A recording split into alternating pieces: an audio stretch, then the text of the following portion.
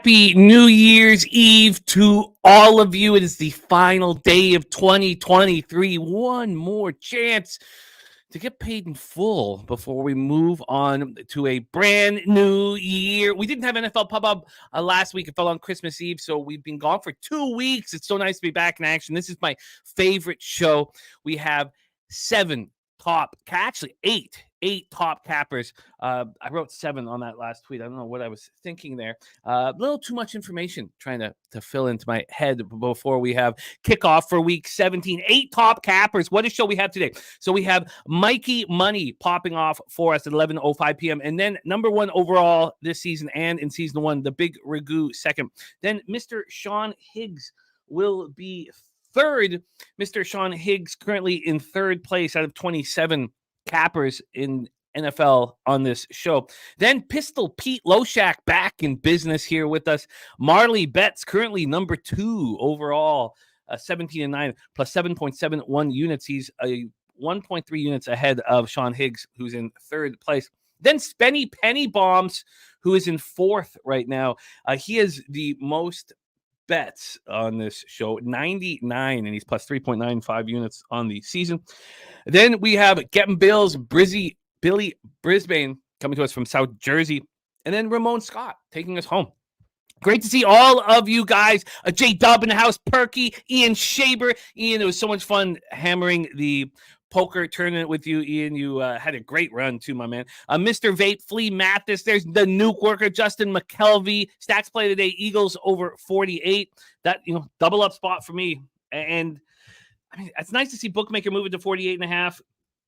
Is that enough? I thought that I was going to beat the market move. Now, I got the first half over 23.5, and it moved to 24.5 within 24 hours, but I still am not sure if it's quite enough of a market move for me to be really confident. Jared JB in the house. There's J Dub, Teflon Don, TJ, Mr. Vape, Tasha, Harold Williams, Jane Parm, Al Cervix has all the best in 2024. King Ooh in the house. Joaquin Hill ready to get to work. Uncle Jonathan, our guy Jonathan Yim. We got Crumb. We got Dana Delp, Cam Raphael, J Stone, WT, Nordy, Slatsy. What a great group. James H, Kelly McInnes. Great to see all you guys. Real Deal Prime. Great to see all you guys. Okay, let's get right to work. No messing around. It's time to get paid in full. For me, I have 11 bets that I made on Tuesday night. Or I guess 3 of them I made Tuesday afternoon, maybe even Monday night. And then the final 8 I made after the show on Tuesday. And I'm still, interested in the Panthers. Kind of feel like, to be able to predict that Trevor Lawrence would miss his first game of his career is just, I'm not that upset that I didn't get the line, but I kind of liked it even when Trevor Lawrence was in. So that's the one spot. The other spots that I had leans on that I almost bet, I've let go of. I have let go of the Patriots. I had a lot of interest in, hearing Micah Hyde back, Daquan Jones back, hearing these guys back. It's less appealing. The market's gone to 14. I'm very fine with it. So this is my action right now. Maybe I add the Panthers. Maybe I don't. Arizona, Philadelphia, first half over 23.5, full game over 48. Packers plus 2.5. I did have the Packers team total over 21.5. I've thought about doubling down on the 20.5. I have not done that yet. Do I really want to have 3 units on that? I don't know if I want to have 3 units on that game. New England, Buffalo, under 41. Bears, -3 at plus 100. That line's gone against me. Colts, -3 at plus 102. I destroyed that line move. Miami, Baltimore, under 47. Finally saw a sign from the market that it's a good bet. It's down to 46. Finally. It took a long time. Texans, -3.5. I expected CJ Stroud to be in the lineup. Seahawks, -3 at -125. I expected Kenny Pickett to be in the lineup. We'll touch on that quickly here in a second. And Chiefs, -7. Again, that Packers team total over. There's Birdie in the house. Happy New Year's to you, my friend. Joaquin says, are you a millionaire yet? No, I am not. I need your help, Joaquin. Take me to the cash, Joaquin. Let's talk about the biggest news stories here and then get our first guest up. Jarrett Stidham will start for the Broncos. This Russ Wilson story is wild. And the Chargers at 5.5, Chargers 3.5. Is there a big difference? Stidham does concern me. I don't really know what he's going to do, and I think he's capable of delivering here. CJ Stroud back for at quarterback for the Texans after missing 2 games with a concussion. As I said, T-Law going to miss his first game of his career with a shoulder injury. Dolphins receiver Jalen Waddle is out. Titans quarterback Will Levis is back and will start. And Mason Rudolph is starting for the Pittsburgh Steelers. Lucas Ryan says, I think the Packers D gets drilled. I don't think there's anything to worry about. Now, the Minnesota's getting healthier, healthier than I thought they were going to be. But the market move, everything has told me that I'm on the right track there. And this is not a bet on the Packers. It's a fade of the Minnesota Vikings. But we'll talk all about that. Professor Chris in the house. Great to see you. Perfect rotation. Happy New Year's Eve to all of you. Let's get this started. Our first guest is such a great gambler, man. Just the real article here, and love working with him. And I'm really excited to finally get a chance to hang out with him in person at Pubapalooza. He is the star of our big show, Last Call, Monday through Friday at 6 p.m. Eastern. And he is being the star of our Thursday night live stream all year long. Really fun gambler. And I enjoy capping with him. And we're starting off with a bang. Please welcome from the dirtiest of Chesters, Rochester, New York City, our guy, Mikey Money in the house. Mikey, how are you? Jimmy the Bag, happy New Year's Eve, my guy. I'm excited to get the call back up. Ready to share some action today. I got a couple of augmentations to the picks that I sent to you as a function of being super late in the evening last night. But I'm ready, man. Let's go. It's going to be a great day. Having a great spot. We're not going to talk about the damn near board sweepage on Thursday. Every single prop, every teaser, everything else hit but one spot. We're not going to talk about that. It's a new day. It's new money. And the NFL's been heating up. It couldn't be a better time. This is a great time of year. I'm excited to go through the card. I'm excited to have you back in action. And you have a very, very big game to pop off. And there's a lot of this game.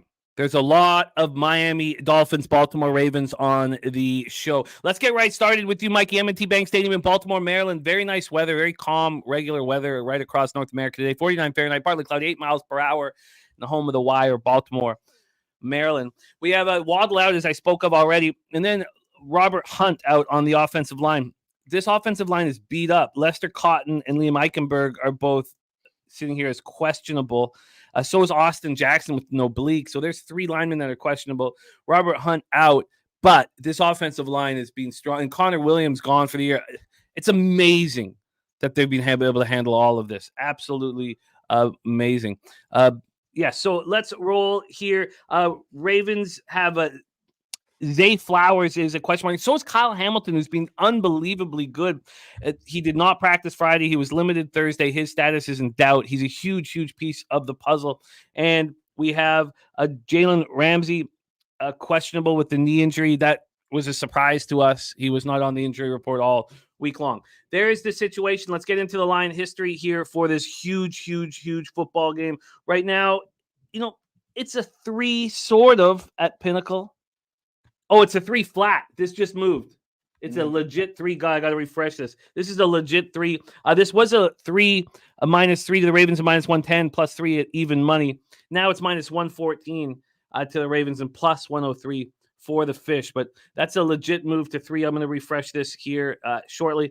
And then total-wise for this one, it's sitting at 46 at Pinnacle. It's not a true 46. It's more of a 46.5. I am on the under 47 in this one. Let's get to the cash flow here. And it looks like, here we go. From a cash flow standpoint, we have 64% of the tickets and 58% of the cash on the Ravens. Feels like this line's been moving towards the Fish nonstop. It opened at 4 at a lot of books. And from a total look, you have 40% of the tickets and 67% of cash on the under. Sorry, and I hope I said the line moving towards the Dolphins. Opened at 4, now at 3, not a true 3. Take it away for us here, Mikey. First game on the board in a big one, Fish Ravens. Exciting game here. And, I know we talk about this and talk about keeping kind of every game or every week as a separate kind of situation as far as capping. But I think this is a really bad spot for Baltimore. First of all, we talk about reverse line movement. I see the 3.5s are still out there at -115s. I want the hook in this game specifically because this is week number 2 of kind of playing that same San Francisco style program. If you look at how these games are kind of matched up, first of all, you had a huge, huge mental and physical task at hand with Baltimore last week against San Francisco 49ers. Kyle Shanahan and the boys, the MVP candidate conversations and all the rest that kind of went into it. And Baltimore prevailed. They got the job done. They looked like the better team out there. But now you come out here and you got a team in Miami very much built similar. If you look at this whole process and how these two teams are set up here, you've got Kyle Shanahan, the big mentor to the Miami coach here. And it's an opportunity for, I think these guys talk to one another behind the scenes. They're certainly telling them, here's the script. Here's how to get it done. This has got a AFC implications galore as far as home field opportunities behind it. And, I think McDaniel's not afraid to pick up the phone, reach out to his mentor and Kyle Shanahan and say, hey, I know you tried this and you did that. What were your thoughts and the results on this thing here? At that 3.5, for me, this is just really an opportunity to say you're playing the same team 2 weeks in a row. It's got to be really difficult to get up for it. There was more at stake and on hand, in my opinion, last week with the subplots and narratives around the MVP candidates and things like that, that it's an opportunity for Miami with the hook. I think it comes down to the field goal. So this isn't a situation where I'm afraid to pay up for this thing and trying to keep it down. I want the win in this case here. I think it does come down to the last team to kick a field goal wins the game. And if it's a 3-point game, I don't want to have my cash tied up for a push. I want the victory here with the hook. Let's get you that plus 3.5 with the lowest VIG possible, because that's moved to minus 120 over at Pinnacle. While I'm doing that, let's move into your second game. Arizona Cardinals at Philadelphia Eagles. We're at Lincoln Financial Field in Philadelphia, Pennsylvania. 44 Fahrenheit, mostly cloudy, 9 miles per hour. Marquise Brown out with the heel injury. Now, there's a sickness going through a lot of locker rooms. This is one of them. Kyle Murray returned to practice. He missed Wednesday and Thursday with this sickness. And then Marquise Brown not only ruled out, but being put on injured reserve. His season is over. Eagles, again, are going to be without Darius Slay. He's still trying to get back. He's missed 3 straight games with the knee surgery. But Avonte Maddox, Landon Dickerson, and Nicholas Morrow all ready to go here for these Eagles. I'm on the first half over and the full game over on this one. Let's get over to the situation here. Line history-wise, we have had a move towards Philly all week. Opened up at 10.5 at a lot of spots. It opened up at 11 here at Pinnacle, and this is moved to 13 right now. So we have a 2-point move there. And then from a total standpoint, we are sitting here with a 48, and now it's juiced to the under. Damn, I don't like that at all. It is what it is. I don't like seeing that at all. Cash-wise here, because this is a double-up spot for me that I was really confident from an X's and O standpoint, not from a market reaction standpoint. But 35% of the tickets and 68% of cash on the under is a very concerning situation that I'm staring at. And then 58% of the tickets and 87% of the cash on the Cardinals. Those backers of the Cardinals must feel like ass clowns. 87% of cash on the Cardinals, and the line's moving to 13. Wild. Take it away for us here, Mikey. Cardinals, Eagles. Absolutely motivation spot for Philadelphia, not just because they have everything in the world to play for as far as home field advantage here and an opportunity. We're going to see, this situation for Philadelphia where they want the entire NFC to run through, the 2-1-5. And I think they're going to certainly be in a position to get that done here. But aside from that, go back and look at how the Cardinals have done as double-digit underdogs. They're just getting smashed when they're out there in that double-digit spot. So not only do you have the motivation in the Eagles, you have a spot for the Cardinals that just can't cover these spreads.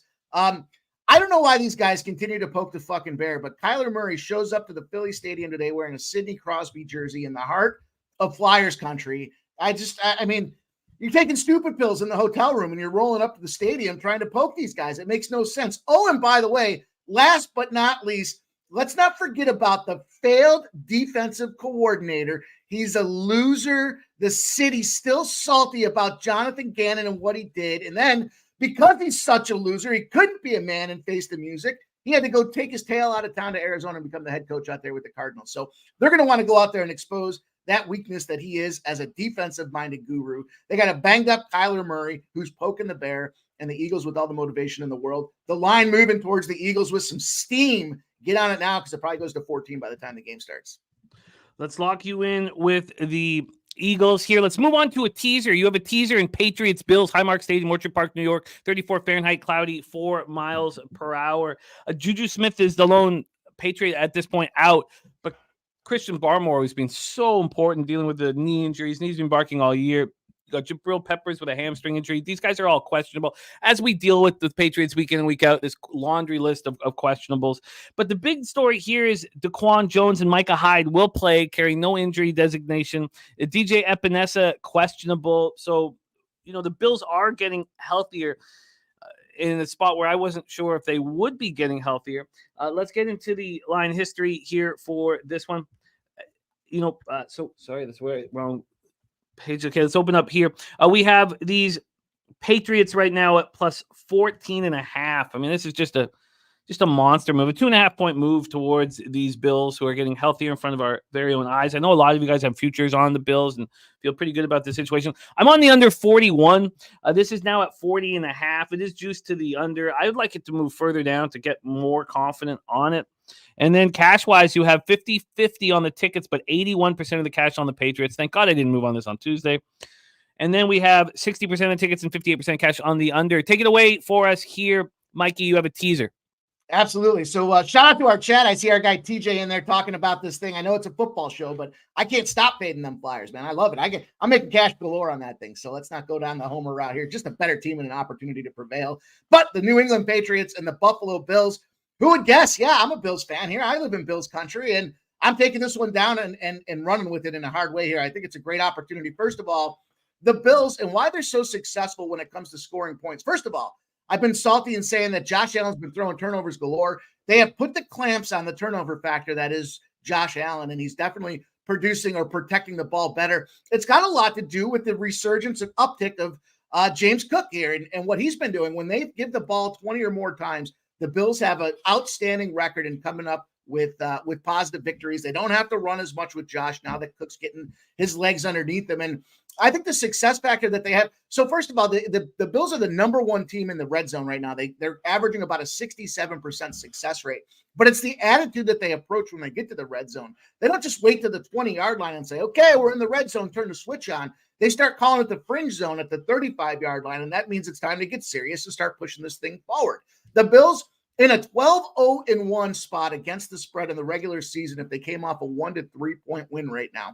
12-0-1 against the spread. I wanted to tease that down specifically because I said, you know what?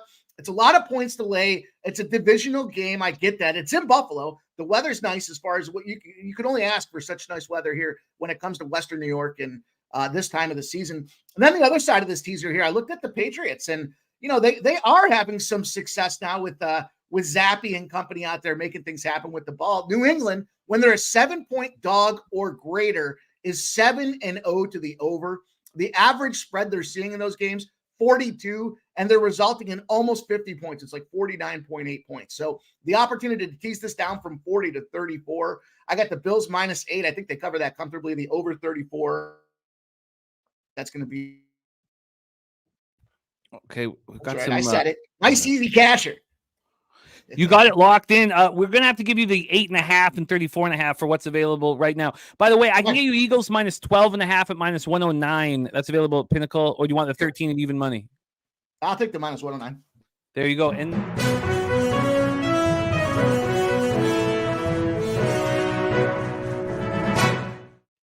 Jacoby Brissett inactive. Yeah, the hamstring tweak. So we've seen two quarterbacks tweak their hamstring in practice and not be available. Thank you, Jose. So Sam Howell will be starting at quarterback again for the Commanders.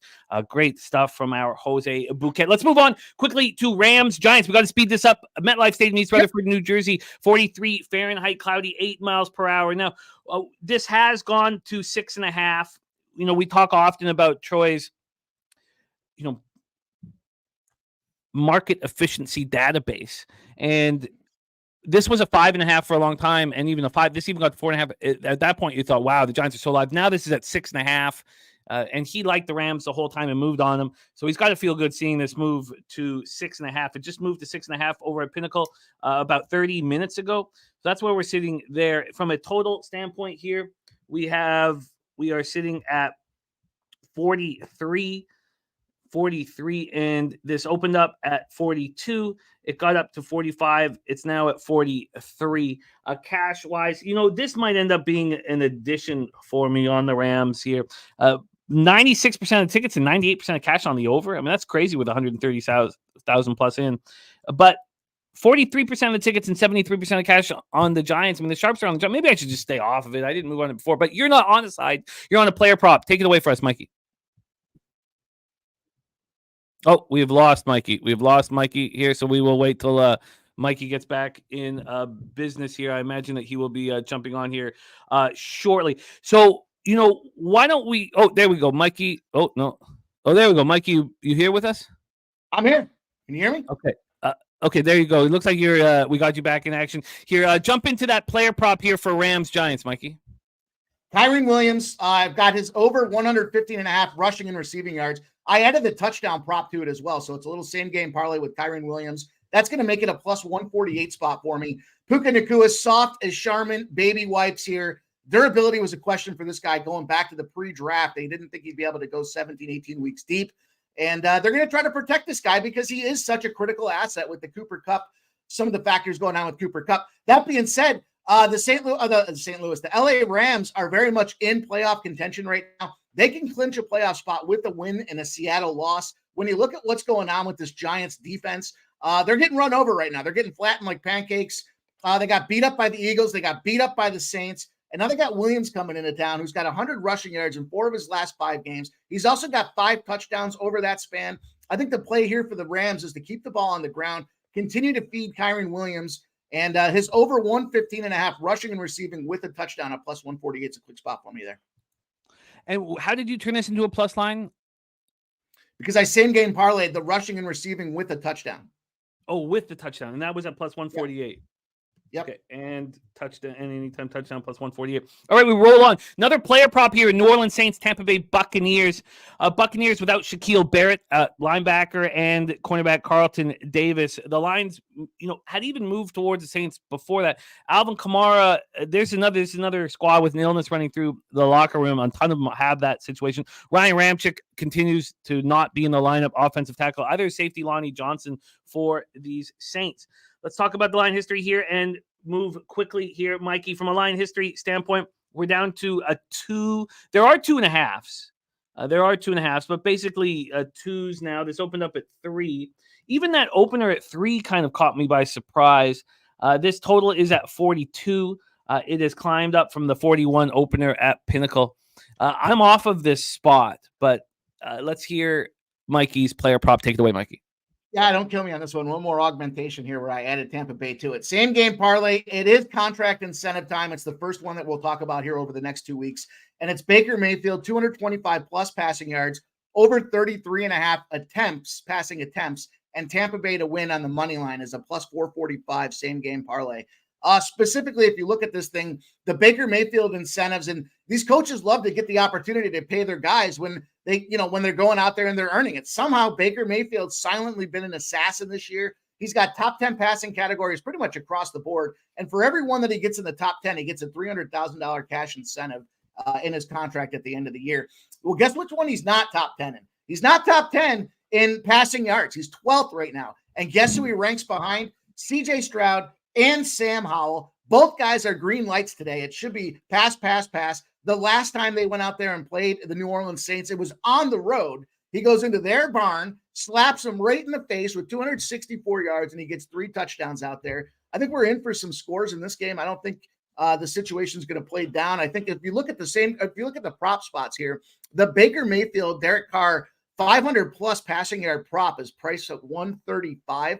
So at this point, I need Baker to get less than half of that to help me cash this thing here with the pass attempts that are out there. They want to pay this man. He's been nothing but a good soldier for the boys out there with Tampa Bay right now. And I think it's an opportunity to build that confidence as they move forward throughout the rest of the postseason. You got it locked in. Mayfield 225 or more, over 33.5 pass attempts, and the Bucks to win. A parlay at plus 145. Next up, 445. 445. That's why I thought. I was like, why would it only go up? That makes so much more sense. Plus 445. Next up for us, 4:25 p.m. Eastern. Cincinnati Bengals 8-7, 3-4 on the road. The Kansas City Chiefs 9-6, 4-4 at home. We're at Arrowhead Stadium in Kansas City, Missouri. 35 Fahrenheit, mostly cloudy, 11 miles per hour. This is back to 7 here for the Chiefs. The 6.5 did concern me. This is me just going back to the same angle that worked last week. I said that the week of practice in the Pittsburgh Steelers camp last week was going to be violent violent after Tomlin's speech after the second straight loss. It was just going to be violent and intense, and they were going to carry that over to the game. I just think this was the most intense week of practice in the history of the Patrick Mahomes era. And I need to say that out loud because you are going to hear our friend Mikey go exactly opposite of my thought process. We're still waiting on Jamar Chase.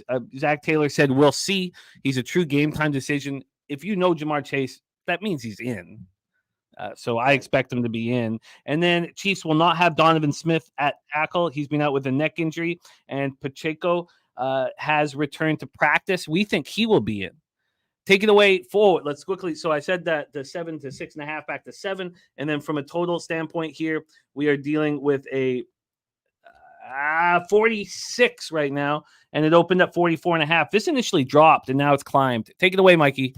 Tell us how I'm going I might have to borrow the gift because I think that's exactly what this is here with this spot tonight here. We got the Bengals and the Chiefs once in a blue moon going back to 1994. It doesn't happen very often, but when it does, it's 27-0. It's the prototypical public's making a bad move here. And what happens is the team that's failed to cover as a favorite by 26 or more points the previous game goes out on the road against a non-divisional opponent. As long as the spread's under 8 points, 27-0 against the spread back to 1994. So that supersedes and transcends anything that's been going on over a year or two. This is just pure opportunity to get some cash in a spot that's the overreaction. Kansas City as a home favorite, 7-9 against the spread over the past season and a half. And I don't think it's going to get better for them here. Nobody told Cincinnati they're supposed to be dog shit. And I don't think they know that. So they're going to come out here. They're going to be ready to play. I think we have a vulnerable Chiefs team. Again, that 27-0 once in the blue moon. It happens like once a season tops. And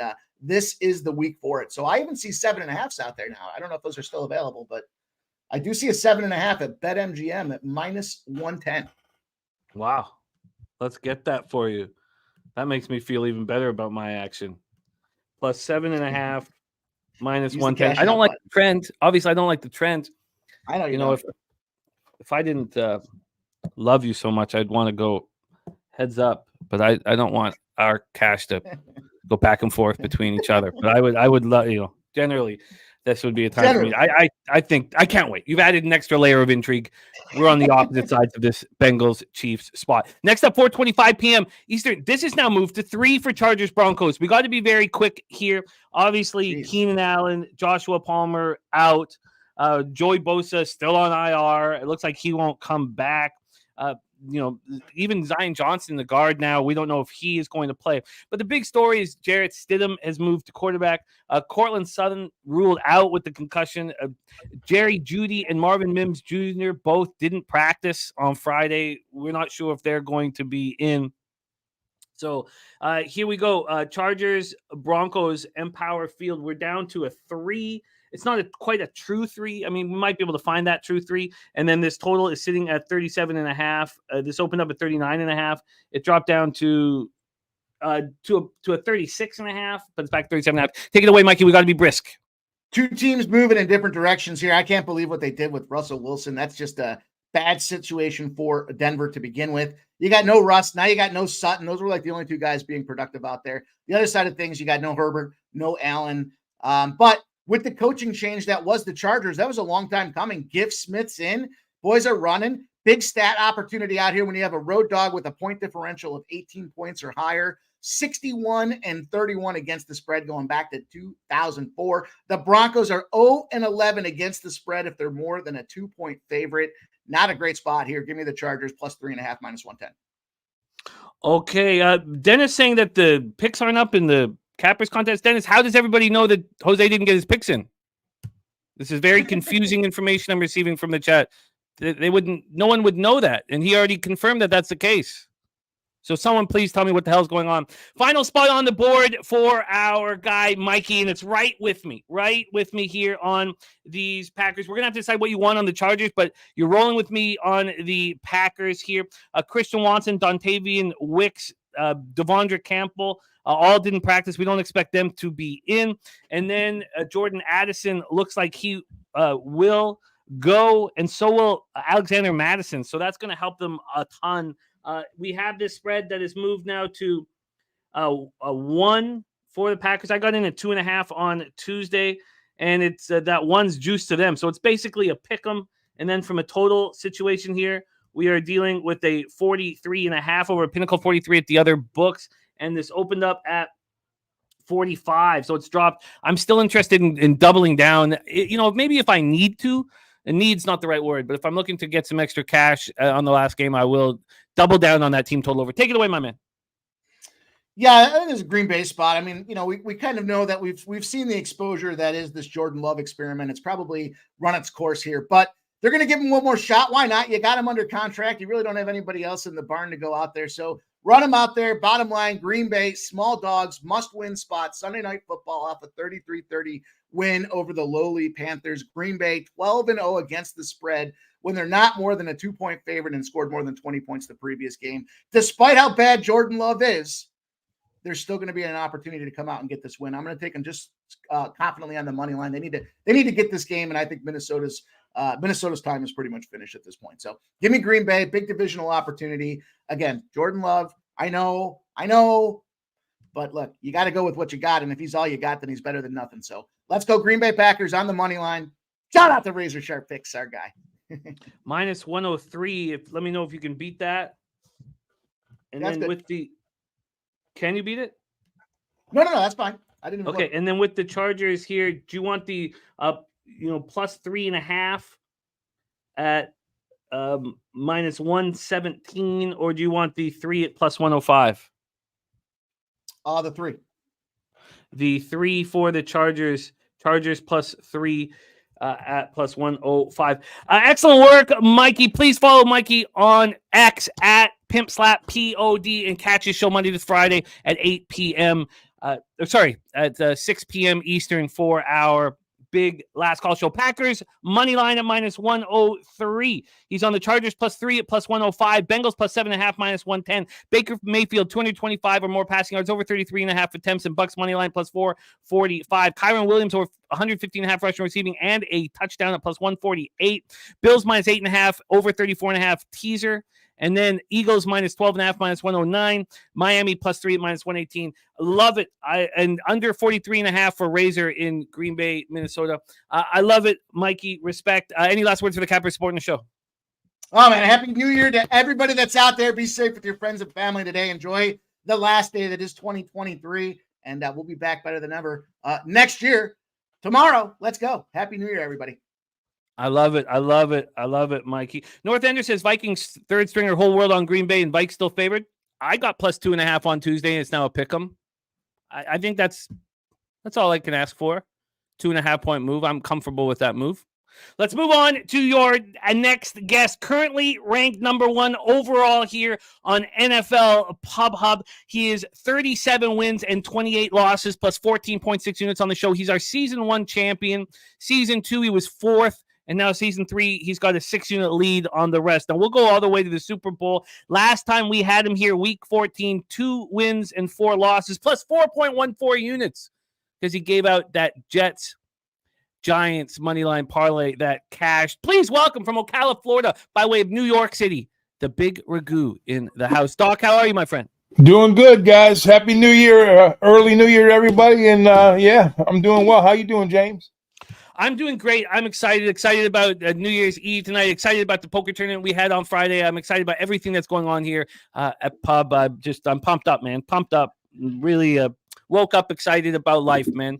Let's get to work here. 1 p.m. Eastern, Miami Dolphins, Baltimore Ravens. We've already set this game up. You're going to hear a bunch of cappers on it, and we already heard from Mikey on the Miami Dolphins. You're going to hear cappers on the other side, and I don't know what Ragu is on when Ragu sends his action here. He just sends the games, which I love. So Take it away, Ragu. I'm all ears as much as everybody else. Mikey teed it up very nicely for me. He built the case for me too. Talking about the coaching style. The depth that Miami has. Both of these teams are very similar. Great breakdown there. And then them coming off the San Fran big win last week. With the Miami offensive scheme, how they run their, it's chip off the old block. So I think it goes the other way for them. I get the phone calls, I get all that stuff, but if you beat me once, you beat me twice, go back to the playbook and do it again. But they're not going to do the same exact thing Both of these teams are 10-5, ATS. Baltimore wins, pretty much going to control their own destiny with home field. If Miami wins, then it gets a little interesting here. But both of these teams are so similar in a lot of ways. But for me, the big differential here in this spot, and I'll be real brief with this, is I'm a little concerned with that right side of Miami's offensive line. And them missing Mozart and Waddle a little bit may put a little kink in their armor here too. And Baltimore is a different team at home. I usually like to fade Baltimore on the road, but they proved to me, in back-to-back weeks what they did with Jacksonville and San Fran, that, they're getting in playoff mode. And I think Monken has got this offense, where he needs it to be. So they could play down or up, whichever they need to do here. But at home, getting the 3, is that what it is now? It's currently 3, because I was willing to buy the hook here with them. That's how strong I feel about this play. I think the defense is the big difference here when they're playing at home. I think I capped the game at a 5-point differential and the split. So, put me on Baltimore here laying the 3 points. We will hook you up with that. Yes, the -3 is -113. If you wanted to go the 3.5 route, it's +108. No, I'll lay the 3 because I was willing to buy the hook down on this one. Oh, okay. I feel you.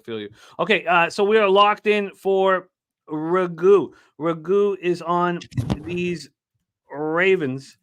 -3 at -113. Let's move on to the next spot on the board for the big Ragu. It's Tennessee Titans, Houston Texans. We have not set this one up. Energy Stadium in Houston, Texas.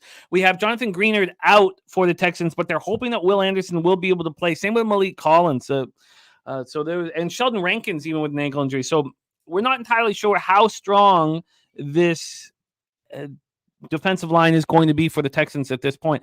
For the Titans, Caleb Farley is out, and of course, Will Levis is in. Will Levis will be in action. This is sitting at -4 for the Texans. That's where it opened up -4, but this got up to 4.5 really quickly, and I love that.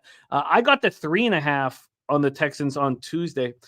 So this, and remember, a lot of these pinnacle lines weren't available on Tuesday until like Tuesday night during the show. They came out really late with their action, very cautious here in week 17. And then from a total side of things, we are sitting here with a 44. It opened up at 43. We had 1 point move to the over. And then cash wise here, 72% of the tickets and 63% of the cash is on Houston. And then 70% of the tickets and 87% cash is on this over. Take it away for us here, Ragu. Your next spot on the board, Titans, Texans. Yeah, so Tennessee's officially out. We know that. They don't have a shot to get in, but they would love to play spoiler here in this role, without a doubt. Vrabel's very capable, of coaching that defense up and, trying to bring back Stroud, coming off the injury, and, Levis for that matter, he missed the last one out against Seattle, but he's been, let's talk about Levis for a minute. So, his last 3 games, he's 2-3 as a starter, but he's lost his last 3 games. He's lost 2 overtime games, right, by a field goal, and he had that gutsy 1-point win over Miami. So I mean, kid's a gamer. Give him credit. Give credit where credit's due. But and he just seen the Texans a couple weeks back too. So now you run that back in this off in that scheme of things, and then same thing for Stroud. Stroud's coming back off an injury. And they got 1 win on the split, where 1 win, 1 loss while he was gone. So he's trying to, he can't wait to get back on the field and open the offense a little bit up here. But they got a shot. So they got like a 50-50 shot if they win this game to move forward into week 18 to get in. So it's a must, when you say must win, that doesn't mean shit. They have to win or, otherwise it gets pretty ugly for them. So, there's no such thing as have to win. A must-win situation. They're going to go out and try to win, and there's no guarantees in none of this stuff. We know that. But I do like what the opportunity presents itself for Houston here. I capped the game as a touchdown better, but I think even a stronger play from here. I don't know how much rust is going to be here with both of these quarterbacks coming back. And, defensively, I think we're going to see a slower type pace game out of Tennessee. And I think we're going to see Houston want to press the ball a little bit more here. So I think, it's going to be, a game in the trenches for sure. Stroud's probably going to be the difference maker with the win. I do like Tennessee to win, but I'm not crazy about the 4, to be honest with you. I got it. Even though I cap it as a 7-point game, I still think it's still way under. I think the points are too high on this one. I think it stays under the total here. 44 is too many. I got it right about 40, 41. So I think that's what we get here. And here's the other thing, too. A ton of money's been bet on the over. I think 75% of the tickets and 85% of money showed on the over, and we only moved like a half a point. So, put me on the under. I think sharper money's on the under here, so I'm on that. Under 44 right now, minus 108 available. Under 44.5 now available. Yeah, that's even better. Under 44.5. Keep taking that public money. Minus 108. Let's move on to the next spot on the board, and we've already set it up, so we just need to hear your action. New Orleans Saints, Tampa Bay Buccaneers, Raymond James Stadium in Tampa, Florida, your backyard. Rigu, take it away. Yeah, so you and I talked about these Bucs. We said we might only have one or two opportunities to bet this team to win a game, outright. And we caught them in some dog rolls. They started out the season 2-0, then lost 7 of 9. Now they won 4 in a row. So they're sitting at 8-7. And the most important game for them too, against New Orleans.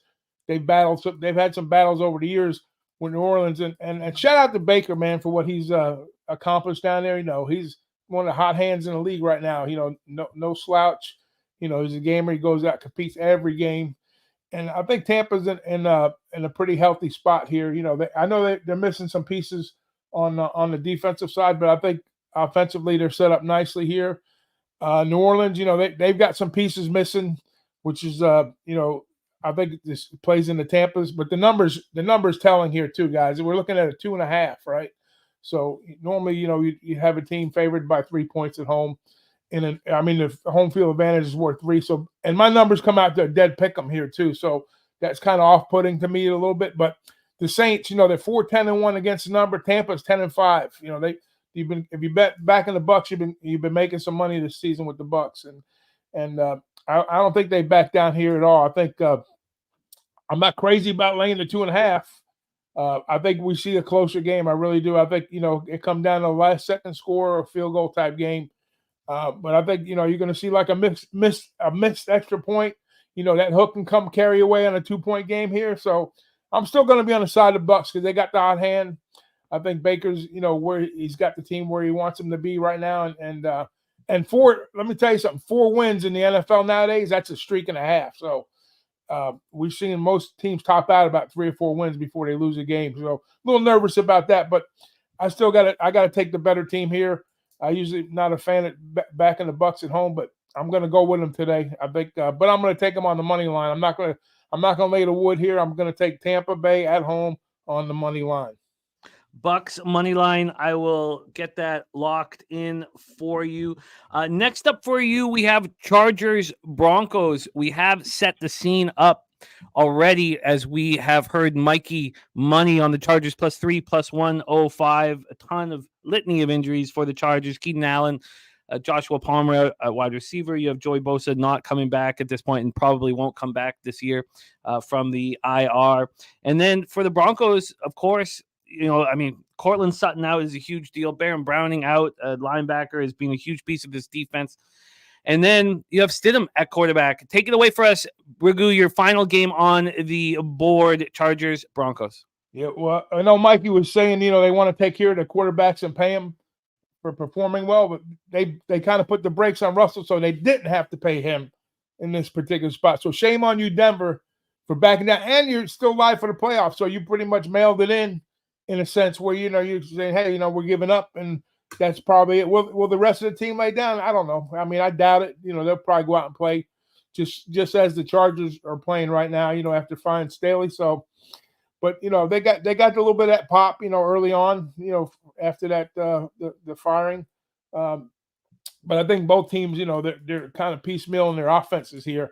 And I'm not going to go too deep into this. Normally, with the offenses that are in place, we're looking at, probably like 16.5 on a team total for the Chargers. And I think Denver's like at 20.5, 21, something like that. And they're both used to the under here. So I think this game kind of sneaks over the total. I think it's low enough. Even though it has like a, set up on paper, it looks like a 13-10 or 16-13 type final. But I think, some shenanigans happen here in this particular spot here. Endeavor, Mile High. So I was going to take a team total over with the Chargers, but I don't trust either team here. So I'm going to not trust either team, but I am going to trust it to sneak over the total. So put me on that over 37.5 full game. You got that over 37.5 at minus 108. And let's give you that money line here for your Tampa Bay Buccaneers. And it looks like Heritage hanging a minus 130 is the lowest that we can get for you.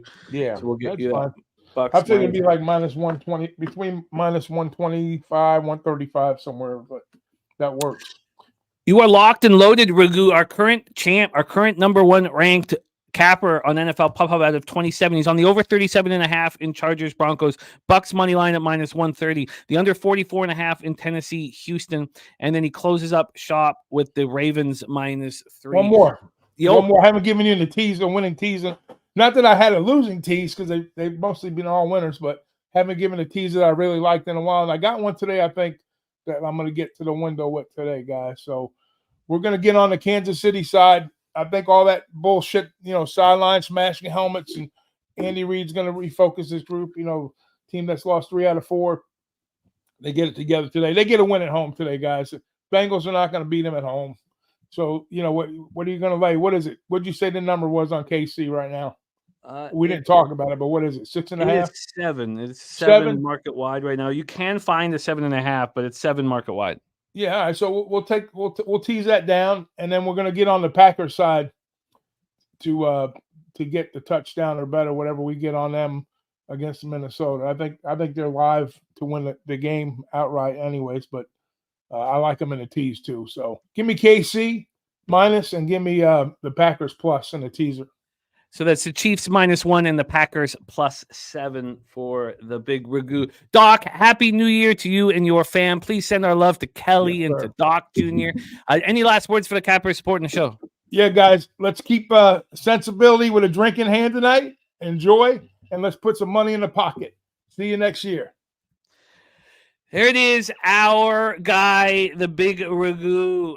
I do grade them at minus 110. TJ, maybe we'll do minus 120 next year, but I did being graded at minus 110 throughout the year. All right, let's bring on our next guest. He is the star of Midday Money, and he's also the star of NFL Pop-Up right here, ranked 3rd out of 27 cappers on NFL Pop-Up, 19 wins and 11 losses, plus 6.44 units.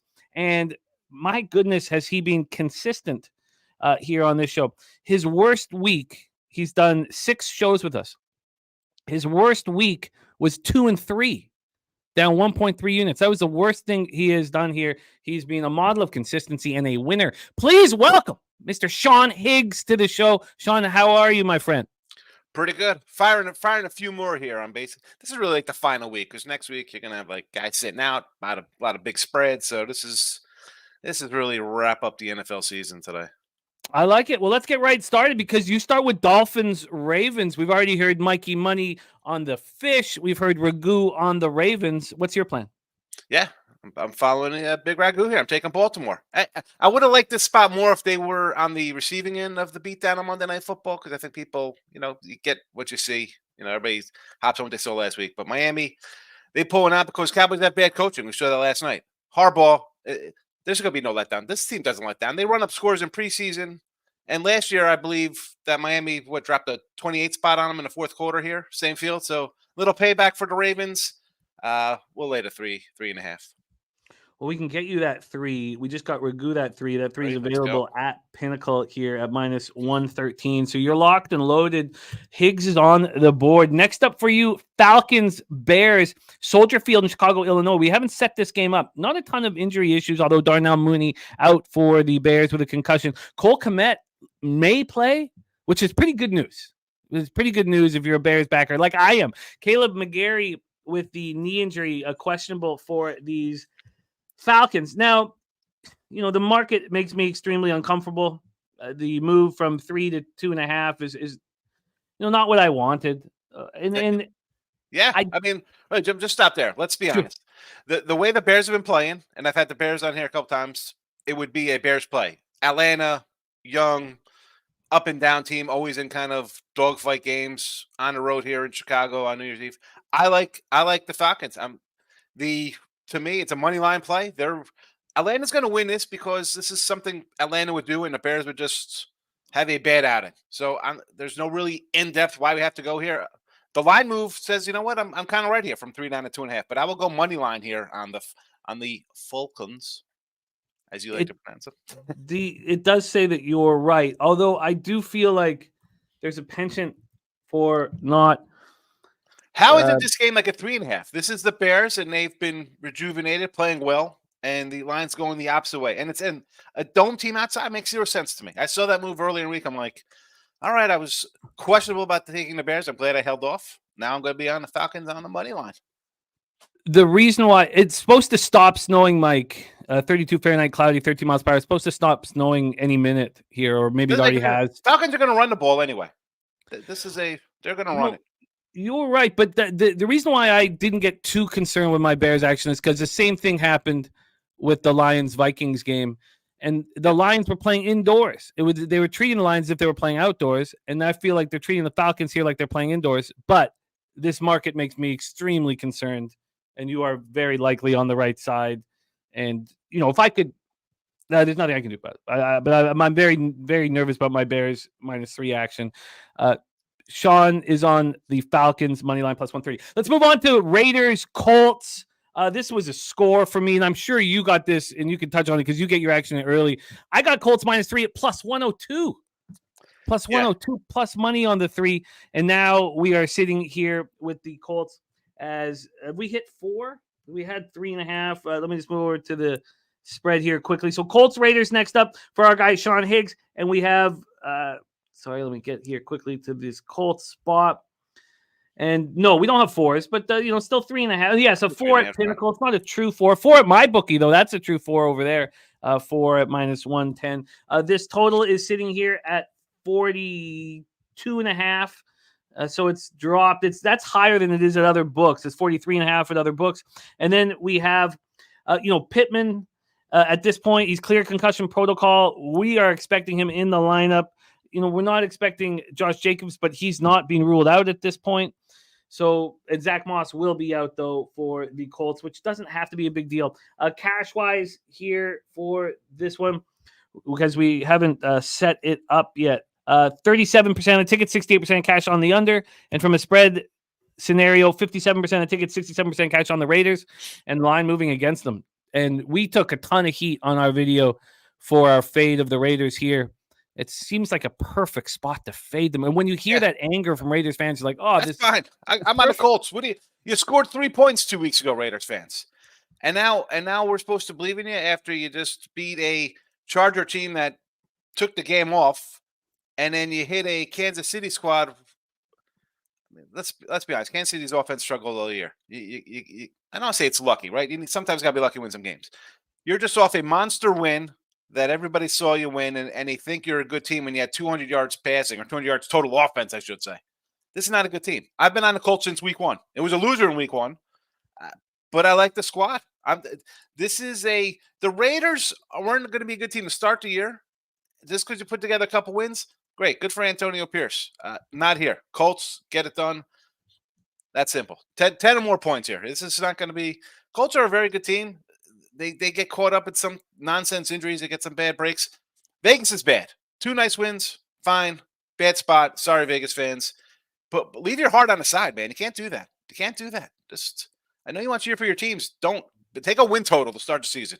Then you're safe. Can't jump on them every week. I love the spot. The spot. Big Roos says Raiders didn't score an offensive touchdown. Give me a break. Raiders didn't complete a pass after the first quarter. 6 complete passes, nothing else. Next up for our guy Sean, Carolina Panthers and Jacksonville Jaguars, Everbank Stadium, Jacksonville, Florida. We've already set this spot up. Of course, Lawrence out, Beathard in. And this, I think your cap is going to make me add a spot on my card. So take it away for us, Panthers, Jaguars. Yeah, Panthers, it's a money line play. They win this game, or they're just going to lose. I don't think the spread will come into play here. And I got a Carolina early at a 9 spot. It's all the way down. It was creeping down. Obviously, he had to think midweek that he wasn't going to play. Carolina's shown some fight, even though as bad as they've been offensively, Jimmy, the defense has shown up every week, and they have I don't say they have a puncher's chance because it is a bad team. But the last 2 weeks, we got a win. We had a near win. We saw some offense last week, right? A 30-point. Where'd that come from? That was more than like 7 other games combined, probably. But again, Jags, free fall. 4 straight losses. This is choke city. I think they're just, I don't know. I don't think they have any heart with Carolina. Still fighting with just 2 wins. So I'm going to go money line here with the Panthers. You got it plus 175. Daryl Lau says, Spenny Penny Bombs, any props you'd like today? Spenny's going to be on our show with a litany of prop action for you. Panthers money line plus 175 for Sean. Next up, we have Pittsburgh Steelers, Seattle Seahawks. This is another spot where you're going to give me a ton of confidence. Lumen Field in Seattle, Washington. Now, I did pay for the 3. I paid for the 3 at minus 125 on Tuesday. It was minus 125 at 365. It was minus 126 at Pinnacle then, and I moved on it. Now we have 4s, 4.5s are creeping up, 4.5 at BetOnline. I absolutely love this. Mason Rudolph will start. I did think they were going to go back to Kenny Pickett. Minkah Fitzpatrick's going to miss another game. Patrick Peterson expected to play safety there. From a total aspect here, we are dealing with let's get this up here. We're dealing with a 41 right now. This opened up at 41. It dropped, went up to 42 before it came back to 41. There are 40.5s on the board. And then cash-wise for this Seahawks-Steelers spot, 49% of the tickets and 72% of the cash is on the Pittsburgh Steelers, and this line is moving away from them. 46% of the tickets and 69% cash on the under. Take it away, Sean. Steelers, Seahawks, next spot on the board. People run and take the Steelers here. Now, I'm on Seattle. I got 4. Colts, too. I got a 4 on the Colts game. I had bad numbers there. But Mason Rudolph, have we not seen this? Again, I'm not going to rehash every team so far that's brought in a backup quarterback and you get a little flair for a game or so, and then they hit a wall. We really want to run and take Pittsburgh on a roll? The entire season, they get just outplayed and find a way. I'm not buying on Mason Rudolph here on the road versus a Seattle team at home with pretty good wide receivers. Geno's back. They find ways to win. This game to me is Seattle 23-9. I don't think Pittsburgh scores all that much. I'm not amazed. Think about this. Mason Rudolph, he's been in that system for how long? They drafted him whenever they drafted him. Backed up Kenny Pickett. Trubisky, they don't start him over Trubisky. They could use him then. He's a third stringer that they don't want him to play. It's just what he is. Okay, he had a nice game against a bad defense. No, thank you. Seattle going away. Ladder it up on a team total. I don't even know what the team total is, but whatever it is, I'd try to get. What's the team total on them? I'll throw a team total right now. I love your bullishness on this spot. I love it. Although, listen, I'm going to throw it out here right now. I thought the Cowboys last night would score 40+, so my team total might not be the best thing to look at here. I do like Seattle. Let's keep it straight. Let's go Seattle minus the 4.5. It is at 22.5 though right now at Penny. No, I'd go over 26, 25.5. Go over 25.5. I think Seattle wins this going away. Locked and loaded. Seahawks -4, -110. Next up for you, Cincinnati Bengals, Kansas City Chiefs over at Arrowhead. We've set this one up. So how are you getting paid? Yeah, and I like what Ragu's saying. I've been saying this about Kansas City all week. This is a spot to jump on them. I like the under, though, here, more than as the line keeps creeping up in a way. Defense all season for Kansas City. It's just been that simple. This is a defensive team the last year and a half. The offense has struggled. I expect a bounce back. I mean, Mahomes is throwing helmets, yelling, going crazy. And as I mentioned, Mason Rudolph, here comes Jake Browning. We saw him against 2 decent defenses. His first game against Pittsburgh, his last game against Pittsburgh, not too good. Kansas City defense on par with that. This is not a terrible unit. I don't care if Chase plays or whoever. Not going to make a difference. Browning is who he is.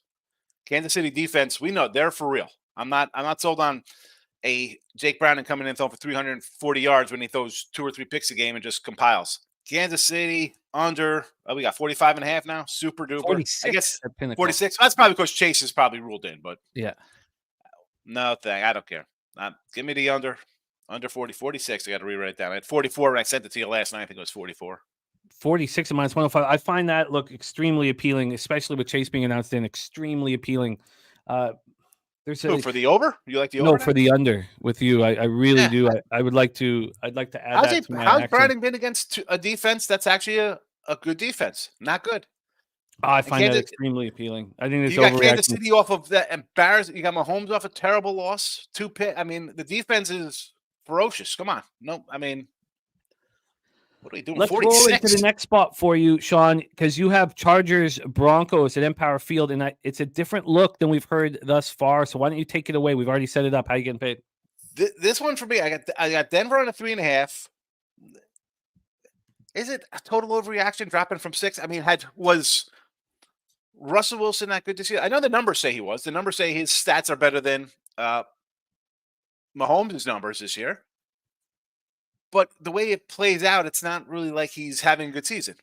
Now, that being said, all that other drama, Chargers, new coach, here comes a real bump. And this is more of, was the team tired of Russell Wilson, not just the coach, right? And everybody's going to feel relieved, or I don't know. I'm not in tune with the Denver media and how they perceive all this. I look at this one as you have a coach going with the guy he wants to go with. He didn't want Russell for whatever reason, even though he signed there as a head coach, knowing that was the quarterback. A lot to weigh as a team that still has a outside playoff shot too, as well. Denver. I mean, I know the loss against the Patriots kind of knocked them out, but technically they're still sort of there.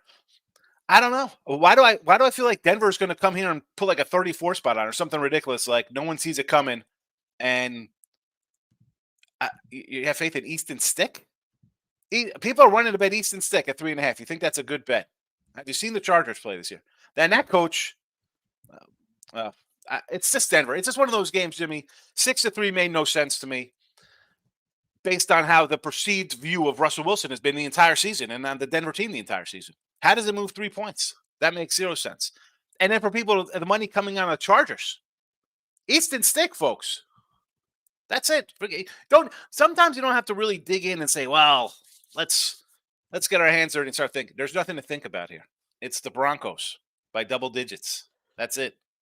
Broncos minus 3.5 is plus 106 right now. You want that? I'll take plus 106. I'm not going to 3.5. I'd like 10.5. That's how confident I am in Denver today. I love it. And you said you wanted to make some additions here. I was thinking about the Seattle team total, but I'm going to stick to it. Last time I did, I think the team total last time I did it didn't cash, so I'm going to stick to what's been sides of totals. If you want it for me on the show, I got to catch the ragu. I got work to do here. Sean Higgs on the Broncos minus 3.5 and plus 106. He's on the under 46 in Cincinnati, Kansas City. He's on the Seahawks minus 4, Panthers money line at plus 175, Colts minus 3.5, Falcons money line at plus 130, and the Ravens. Why did I not give you the Ravens line? My fault. Let's just go over. Oh, minus 3, minus 113. I thought I had written that down. All right, you are locked in, Sean. Midday Money starts right now. Head over there and check out our guy, Sean Higgs, at Midday Money. Sean, thank you for being such a big part of our NFL Pub Hub this year. You've done a spectacular job. Currently ranked 3rd out of 27 cappers here on the show. Sean, right. And please follow him on X as well, at Mr. Sean Higgs. Sean, any last words for the cappers supporting the show? Good luck, everybody. Could see a lot of the crews in the chat. Let's go. Anytime TDs. Yeah, Kelsey's probably due for a TD. I saw somebody put that in there. Probably due after Mahomes' last game. So for sure. 2 TDs for Kelsey. 2 TDs for Kelsey. There's our guy, Sean Higgs. We go from Sean Higgs to an old co-host of his. I'm very excited to have your next guest back on the show with us. He is the star of the Peter Loack Show right here every Tuesday on Pop Sports Radio, a show that I will be back on here in a few short weeks, which I can't wait. Please welcome from Brooklyn, New York, Mr. Peter Loack to the show. Lodos, how are you, my friend? I'm doing all right. I'm trying to I'm in a contest where I got to pick every spread, and on the fence about a bunch of things, including the Giants game, but that's one of the games we'll talk about. But maybe you can help me with that. I'm in the same thing. And I switched, I switched about an hour ago to the Rams, hour and a half before the show started. I switched to the Rams. I don't know if that's helpful, but I was initially on the Giants. I said that if it got to 6.5, that I would flip, and it went to 6.5, so I flipped.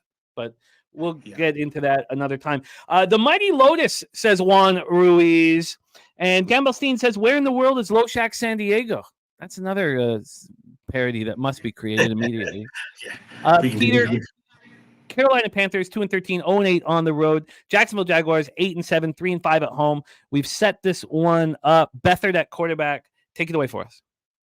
Yeah, I've been riding the Panthers since the coaching change ATS, and I took them again here. I kind of would wish that Lawrence is playing injured than Betherton, but anything over 3, I think is worth the shot. The Panthers, I think, are playing with some life to them. The Jags have more problems than just their issues at quarterback, and I'm willing to take a shot with it. Don't love it now. Liked it a lot more at 6 or 6.5 earlier in the week. Now it's down to 4th. I don't even know where it is right now, but the whole world seems to be on the Panthers, which is not great. When you have a dog like this and the whole world is on them, I don't even know if the whole world is on them. All the people I know, they're pretty smart. The people I know are pretty smart. They're all on the Panthers. But I haven't seen – is anyone on the Jags, Jim? Just do you know anyone? Have you talked to anyone? I've not. Okay, that's not a great sign, I get. Maybe it's a good sign, man. I don't know. I'm on the Panthers. I took them. Well, I want to press the button. I've got it queued up right here. Yeah.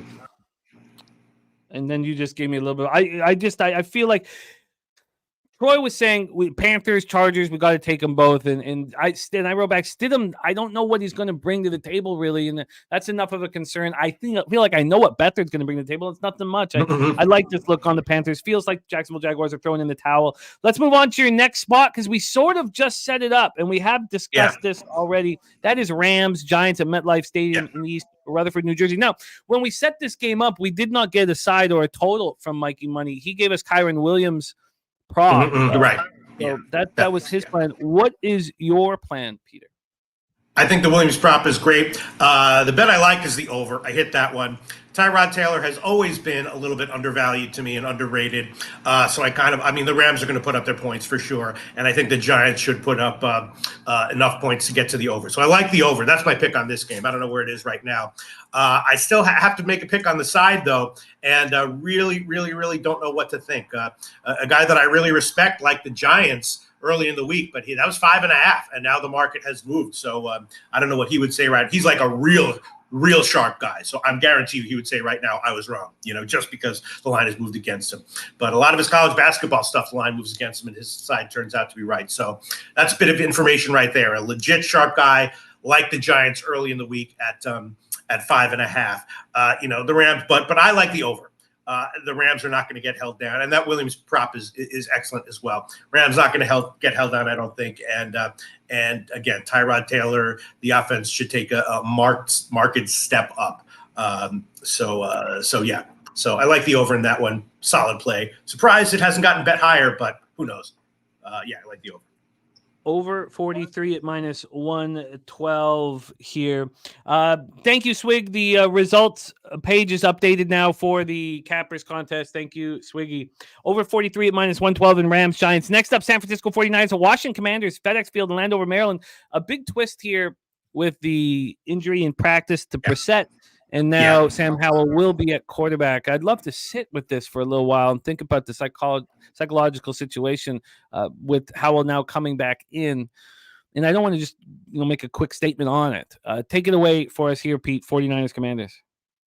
Well, I was ready to shock the world by telling everyone I liked the commies plus the points, but that was with Brissett. That was an assumption that Brissett was in there. Obviously, it's a similar situation with the Jets, when they don't play for that quarterback. I mean, they play for Brissett, and they kind of don't play for Howell. You know what I mean? And I think that's real.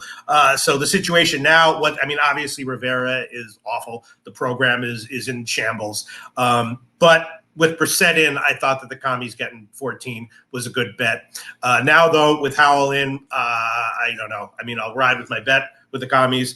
I might be leaning under, even though, all these, commies games soar over at home. And the Niners, of course, put up a whole bunch of points. But, I think after last week, the Niners are a little shook, and they just want to get a win and get out, not necessarily run up the score. Not sure what the game plan is going to be here for the Niners. So I guess even with Howell in, I like the commies plus 14. I don't know, but my pick on the commies early in the week was entirely predicated on the difference between how the team responds with Brissett in. And now I guess I'll chuck an official pick on here, Jim. I don't like it, but I'll take the under. You can chuck the under on. I mean the under on there. Yeah, it's like 49.5 right now. Well, those were both spots that I wanted early in the week, and I thought that I was going to move on them on Tuesday night, and then I decided I wanted a little bit more time. I wanted the under, and I wanted the Commanders. You can still get a 49.5 right now. It's 49. Chuck it on there. All right. The whole idea that you had, I was on as well. Under 49.5 for Pistol Pete Loack. Under 49.5, 49ers, Commanders, over 43 in Rams, Giants, and then Panthers +4 for Pistol Pete Loack. Please follow him on X at P Loack and the Peter Loack Show every Tuesday at 11 a.m. right here on Pub Sports Radio. And if you want to hang out with the legend himself, you come to Pubapalooza in San Antonio where he will be. Pete, my friend, thank you for joining us today. Any last words for the Capper Sport in the show? And just everyone tonight, try to be irresponsible. You know what I mean? Everyone's like, be responsible. No, come on. What's the point? Then you're on your deathbed. You're like, I was responsible. Great. What did I get out of it? No, come on. Be irresponsible. Be risky. Take risks. Put yourself in a little bit of, not a lot of danger, but a little bit of danger. Have a good time tonight. But the key word, irresponsible. Everyone be irresponsible tonight. I respect that very much. I did just move on the Panthers, +4, -110. We'll see how that bangs out. That's tonight, 12th pick. I do really like that under in the Chiefs game. I also like Ragu's under in the Titans-Texans. I think I'm going to let that go because at least with the Chiefs total, I can sit with it for a few hours before the 425 spot. Next, bring up our next guest, currently ranked second out of 27 cappers here on Pub Sports Radio NFL Pub Up, 17-9 plus 7.71 units. We talked about the consistency of Mr. Sean Higgs. Same deal here with our next guest.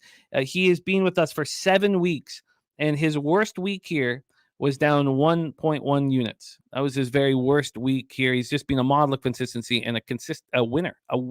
Please welcome Dallas, Texas in the house here with our next guest. I should just say Texas in the house with our next guest. Please welcome star of Brothers and Bets, another cap you can run with in Pubapalooza in San Antonio, our guy Marley in the house. Marley, what's good, man? How are you? I'm from H-Town, Jimmy. Let's not do that.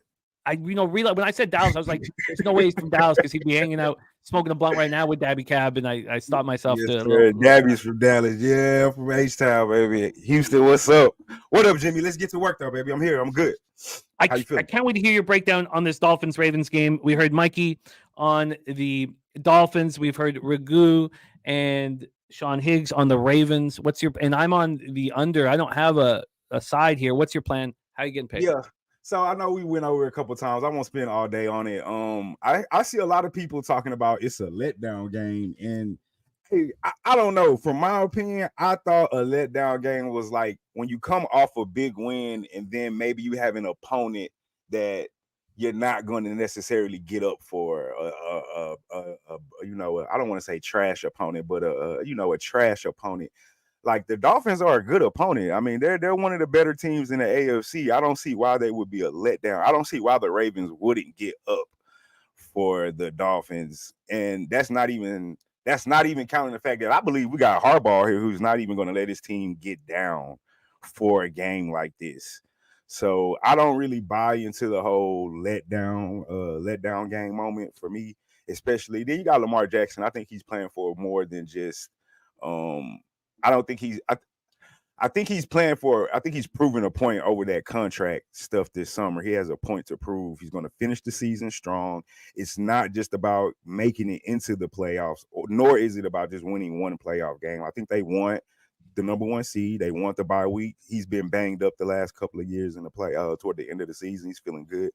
I'm over the Ravens here. Both these teams are good. I don't want to just say, the Ravens are 10-5 ATS. So is the Dolphins. But the injuries to the Dolphins, in particularly Mostert being hurt and no Waddle, for me, that's huge on his offense. I know you still got Tyreek Hill, but let's keep in mind he's not 100% healthy neither. And this Ravens do have the number 1 passing defense in the NFL, and they're playing at home. And everybody's talking about letdown game. The Dolphins are coming off a big game, a big win against the Cowboys themselves, where they couldn't put the ball into the end zone. So, and they're playing against another tough defense, arguably better defense than the Cowboys displayed on versus in the Ravens. Now they don't pressure as much, but they do get to the quarterback just as much. So I'm on the Ravens here, Jimmy. I'm on the Ravens first half. I took the -2.5. I don't know what it is now. I know it's dropped from 3.5 to 3. I also took the -3. All right. Well, those are both available for you. So we have a double up spot here for the Ravens double up spot. So let's get that for you. -3 at -113 over at Penny. I've got it locked in. So yeah, that's it right there. So then we'll give you that first half here at Penny as well. So full game Ravens -3, first half. Yeah. First half, if you want the 2.5 -112. That work? Yeah, that's fine. That works. 2.5. Ravens first half -2.5 at -112. Ravens full game -3 at -113. Locked and loaded is Marley. That is game one. A parlay angel in the chat. Somebody was saying they lost half their offense. Is he talking about Zay Flowers? I understand the Zay Flowers thing, but who's on the Dolphins? I don't think they're going to stop the run. I don't think they're going to stop the run, and it's not predicated on names. It's predicated on how dynamic it is when we're talking about with Lamar Jackson. So I just think their offense is just too dynamic to just really for the Dolphins to slow down. And then on the first half thing, out of their last 5 games, they won 4 out of the last first halves. The only one they lost was to the Rams, and they came back and got that game. I'm also on one more spot before we move on, Jimmy. I took the team total over 25.5. It was plus money. They've put up like 30 points in 3 of the last 5 games. And we're talking about the Dolphins, although their defense is the top 10, but in the last 5 games, they played the Jets twice. I think they played Washington. The only team they played with a decent offense to go up against was Dallas, and they gave them 20. So, I mean, I think the Ravens, I can't say it's better than the Cowboys defense, but it's definitely a different dynamic. And you got the secondary banged up. Ramsey's questionable, Howard's questionable, and the other corner's questionable too. I can't think of his name right now. But I mean, I assume they're going to play, but they're banged up, is all I'm saying. You are locked in. Locked in. Ravens team total over 25.5 -101 right now at Pinnacle. Let's talk about the last spot for you on the board here. 8:20 p.m. Eastern. Green Bay Packers, Minnesota Vikings, US Bank Stadium, Minneapolis, Minnesota. What a huge football game here for us.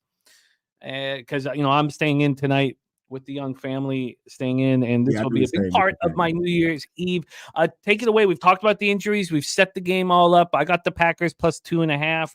And I've got the Packers team total over 21.5. I've thought about doubling down on this 20.5 Packers team total now, and I still may do that. Take it away for us here, Marley. Your plan for Packers Vikings. I like that team total at 20.5. It goes into what I'm saying. I like the over here. Both of these defense, especially the Packers defense in the secondary, especially, have been terrible. Now, with that being said, though, no Jair Alexander, obviously the coin toss thing, and I don't know what was going on with that. But he's not there. Stupid reason, right? But with that being said, the Packers, let me get to my notes right here. The Packers defense has been definitely less to be desired. They're in the bottom half of everything in every passing category.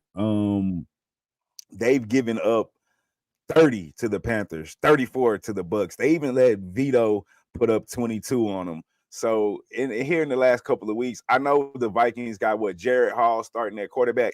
I don't think he's going to come out here and light it up, but I do think he's going to be a little bit successful with what's going on. Then we talk about Jordan Love. Over the last 6-7 weeks, with the exception of the last couple games, he's been one of the top 10 quarterbacks in the league, middle quarterback of the league. He's 27 touchdowns, only 11 interceptions on the season. QBR is at 60.3. Like I said, middle of the pack offensively and rushing and passing. I like the over here. I think both teams will be able to move the ball here, tend to have some success. I also like the Packers.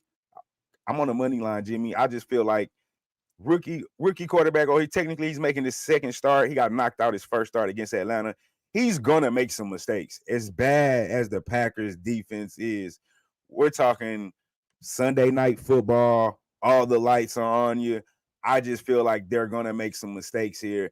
Jordan Love I think he'll have a decent game. I don't want to sleep on Minnesota's defense. When we talk about Minnesota, you kind of got to talk about they run zone more than any other team in the league. Jordan Love is not really that good against the zone. He's not last, but he's kind of toward the end of the pack when going up against the zone. But one other thing that they do is they blitz more in Minnesota's defense than any other team in the NFL. And Jordan Love is actually not bad against the blitz. So he will have opportunities, I think, to go over the top over this defense. I do think they'll get enough points to squeak by. I'm thinking maybe we get like a 24-21. I think it'll be a really tight game. And I think we get over that total at 43. So I like the over here, over 43, just because the Packers defense is just is terrible, Jimmy. I think Jared Love will find some success. You still got my man at receiver, Justin Jefferson. Hockenson being missing is kind of huge, but I think Jared Hall will run a little bit more. BYU quarterback, former quarterback, if I'm not mistaken. I think he's BYU. He uses his legs. I think he'll have enough success to give me a couple of touchdowns. I think Jordan Love will be able to move the ball against the blitz just enough. I think it'll cause him a little bit of trouble, but I think he gets the job done. So I like the Packers here. I like the money line, and I like the over the 43. You got it. Packers plus 101 available right now at Pinnacle. The over 43 at minus 105. And the big loss for me with the Vikings is DJ Wanham. Because when Davenport got hurt, Wanham took the pressure off of Danielle Hunter, allowed Danielle Hunter to continue to be a monster. Now there's no Wanham. Now you double Danielle Hunter, and you have no concern over the Vikings pass rush.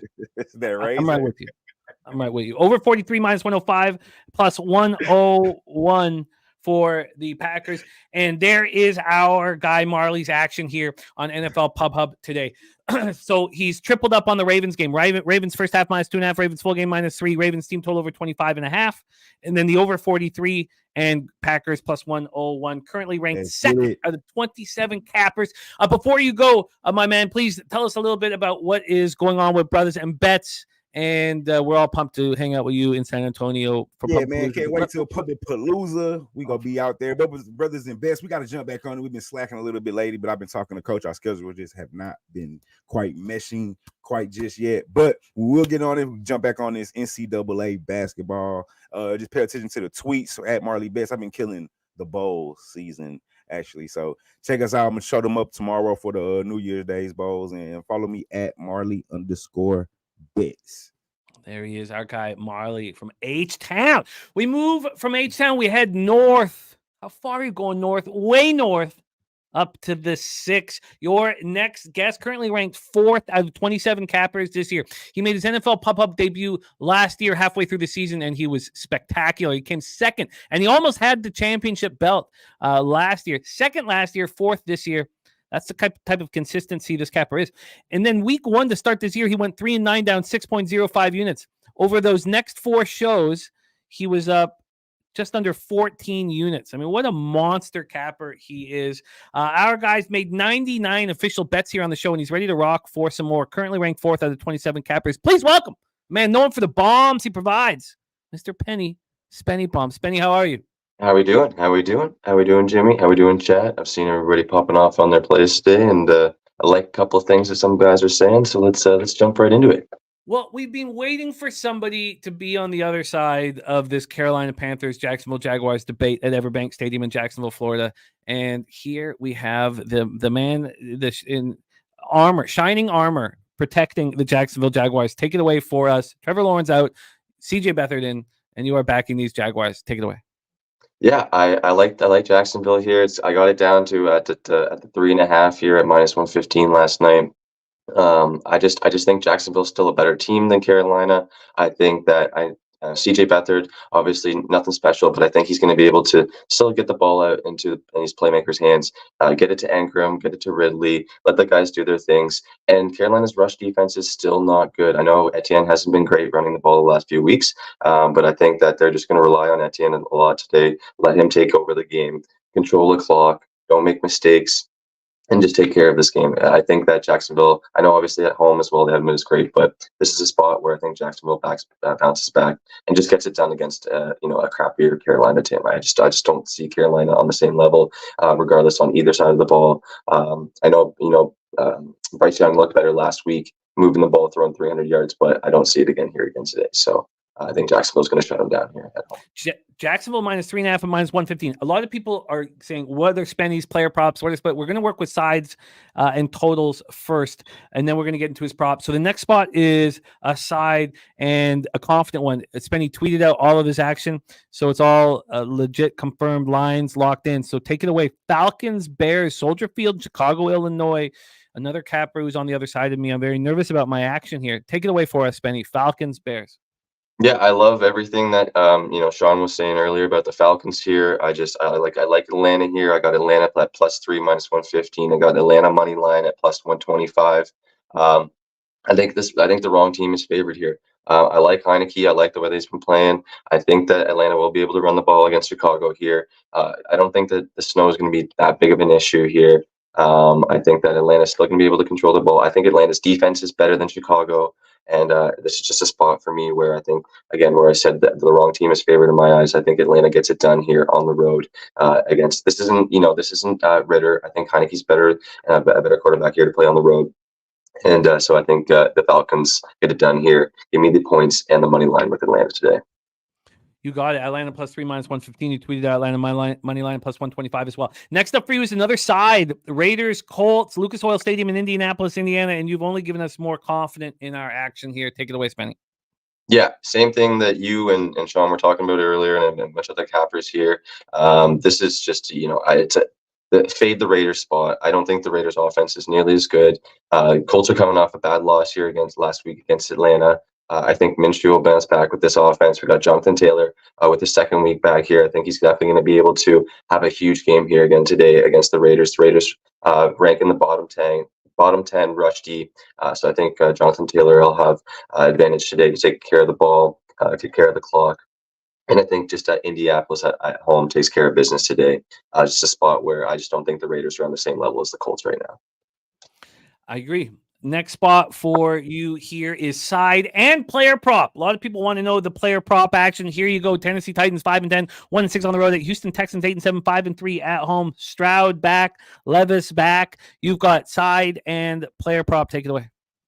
Yeah, I know a lot of people like Houston here today, and I'm usually on both of these teams. I've been on both of these teams a lot this year, but it's a divisional matchup here. I like, again, what Sean was saying earlier. Titans are out of it, but they can play spoilers here. And a team that can play spoilers in a divisional matchup will take those extra chances to do what they can to try and win the game or cover, do whatever they can. So I think the Titans are definitely going to take, some extra shots here on 4th down. They'll take some extra shots, maybe some trick plays here and there. I think the Titans will try and break out some stuff here to make sure that they try and, give Houston the best game that they can here, especially at the end of the season in this divisional matchup. So I like Titans plus the points. But again, just on the other side here, Stroud's coming back. Nico's coming back. We don't have any Tank Dell. I think Stroud's just going to go to his favorite target here today against this, weak Tennessee secondary. And so I like Nico Collins over 63.5 receiving yards at -114. I took the 75 plus receiving yards at +135. And I also took a shot at the +100 at +320. I think this is a Nico day. I think Nico just goes off today. I think Stroud continues to just go to his favorite target here. Obviously, Noah Brown's had some production in the last few weeks, but I think that this is a Nico kind of day. So give me Nico Collins, 63, 75, and 100. I love it. Triple up on Nico plus the Titans +4. Does concern me because I'm on the Texans -3.5 from Tuesday night. Next up, we have a player prop in Arizona Cardinals, Philadelphia Eagles, Lincoln Financial Field, Philadelphia, Pennsylvania. This game pops off in 30 minutes. Take it away, Spenny. Yeah, again, this is just a spot where I think that Phillies is going to take advantage of this, this awful Arizona run defense here. Swift has been getting a lot of rushes the last few weeks. They pounded the ball with him last week, giving him 20 rushes. I don't see why they wouldn't do it again this week against this weak Arizona team. So give me Swift over 66.5 rush yards at -113, 75 plus rush yards +120. And 100 plus rush yards at +350. Again, just a day where I think Swift is going to have a lot of holes to break through, a bunch of spots where he's going to be able to have a couple of big breakout runs and put some rush yards on the board today. So I like Swift to have a big day today against Arizona. You are locked in with Swift.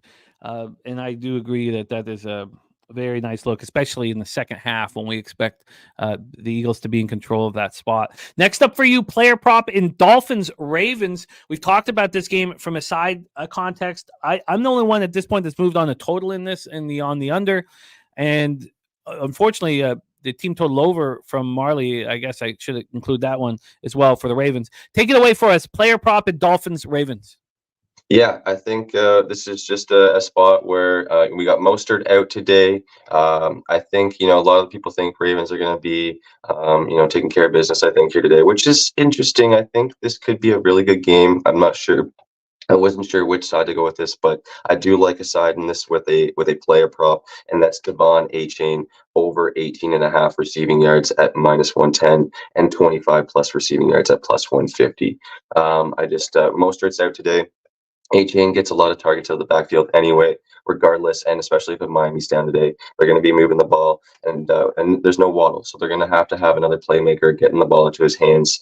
Achane's already, he's missed a bunch of games this year, but he's basically tied for 4th on the team in targets, even missing those games. So they like to get the ball into playmakers' hands. I think that Achane can break out a couple of nice runs here today and get the ball involved in the passing game. So Devon Achane over 18.5 and the 25 plus today.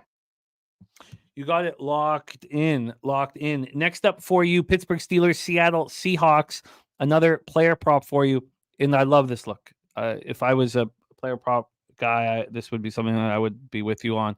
It makes a ton of sense to me. Take it away, player prop in Steelers Seahawks. Yeah, again, it just we've seen it all year long. Steelers secondary hasn't been great all year. And they're missing some pieces here as well anyway. And Seattle just likes to move the ball through the air. And it's my boy. I've been going with him a few times this year. It's Jackson Smith-Njigba, over 42.5 receiving yards, -110, 50 plus receiving yards at +135, and 75 plus receiving yards at +400. DK's coming into the game with a little bit of an injury. Regardless, Smith-Njigba has seen at least 7 plus targets in 3 of the last 4 games. Seeing a lot of volume, seeing to get a lot of, connection either with Geno or Drew. Doesn't matter who's at quarterback. He seems to be getting good connection with either one of them. So I like Jackson Smith-Njigba, 42.5, 50 plus, and 75 plus today. Locked up. And remember how he is succeeding. I mention this all the time when he's on, but he doesn't just take the over 42.5. He goes for the big scores on all these. So when he's right, he gets paid out instead of just that regular -110. So he's on Jackson Smith-Njigba over 42.5, 50 plus, and 75 plus. At 75 plus at +400. He's on Achane over 18.5 receiving yards and 25 plus at +150. He is on Swift over 66.5, 75 plus, and 100 plus. At 100 plus at +350. He's on Nico Collins over 63.5, 75 plus, and 100 plus. The 100 plus is at +320, and Tennessee +4 at -110. He's on the Colts -3.5, -110. He's on the Falcons +3 and the Falcons money line. He's on Jacksonville -3.5 at -115 for Spenny Penny Bombs here, who you can run with in San Antonio at Pupapalooza. I can't wait till everybody gets a chance to hang out with Spenny. I've had that opportunity. So is Doc. Him and Ragu have hung out at the Buccaneers game down in Tampa, but now everybody will get a chance to hang out with the man. I can't wait. Spenny, excellent work. Please follow Spenny on Twitter at @Penny_. Please, Penny_. What's the number? 8. Thank you. I imagine that was your number in hockey. Spenny, take it away. Any last words for the Cappers supporting the show? No, yeah, just see you guys every single day. We got a ton of people in here today. It's wonderful New Year's Eve. We got to watch football all day, have some drinks, go out later. Like Pete said, be a little irresponsible, have a little fun.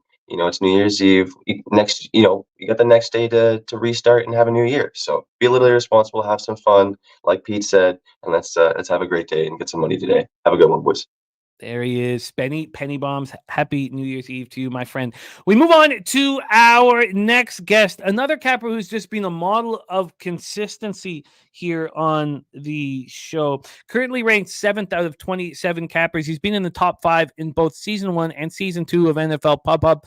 He also finally got to rock with us on NBA on Betting with the Bag on Friday. A spectacular NBA capper and one of the stars of our mixed martial arts programming here at Pub Sports Radio. Coming to us from South Jersey, please welcome Mr. Billy Brisbane to the show. Brizzy, how are you, my man?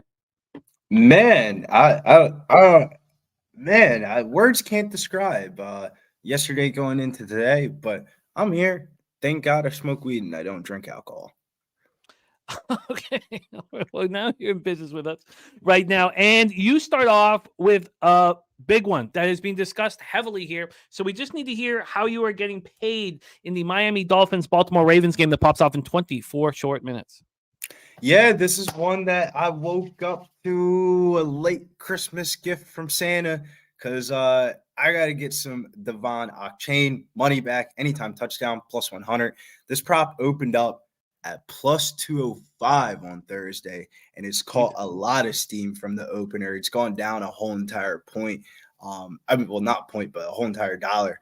And Achane hasn't scored at Hard Rock Stadium since back in early October. He's been quiet of recent, but he should get the lead bell cow back roll today with no worries of him just randomly not playing because people have money on his overs. And Raheem Mostert, who's slow as fuck, just gets the ball all the time. That was the Monday night a couple weeks ago. He's not in the lineup today. It's going to be him and Jeff Wilson. Great game environment. High total. Wheels up for Achane today. Chan, anytime touchdown. I like it, especially, with Mostert not there. And you're talking about a guy who's got, 21 touchdowns on the season, not there. It makes a ton of sense here.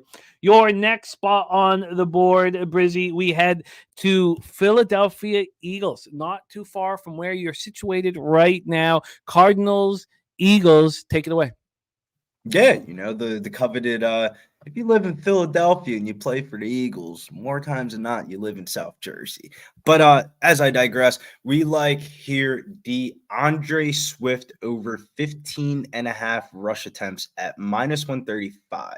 And the reason why I like it here is because RB1s are 15-0 this season versus the Cardinals, meaning each bell cow has had 16 plus carries versus the Cardinals this year. The Cardinals allow the most rush attempts in the NFL by far than any other team. And on top of that, Swift had 18 and 20 carries in the last two games with similar game scripts with us being such big favorites.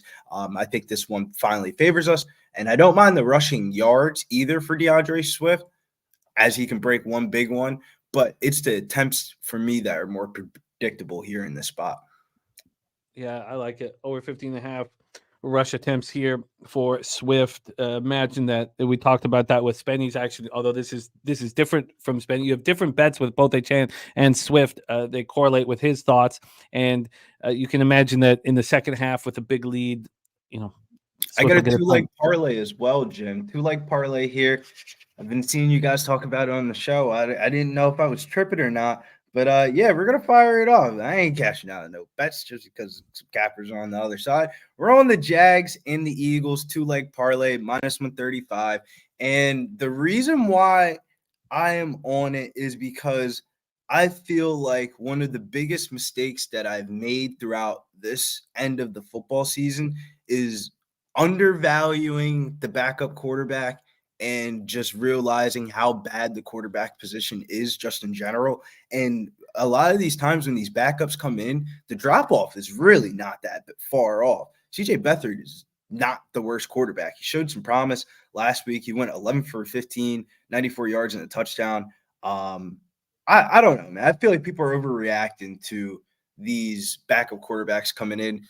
Half the time the starters aren't playing fucking good. I mean, I wish we had Joe Flacco, for example, for other teams and stuff like that. I mean, it's a prime example. But we're riding with the two-leg parlay of the Eagles, Jags. We're trying to get paid.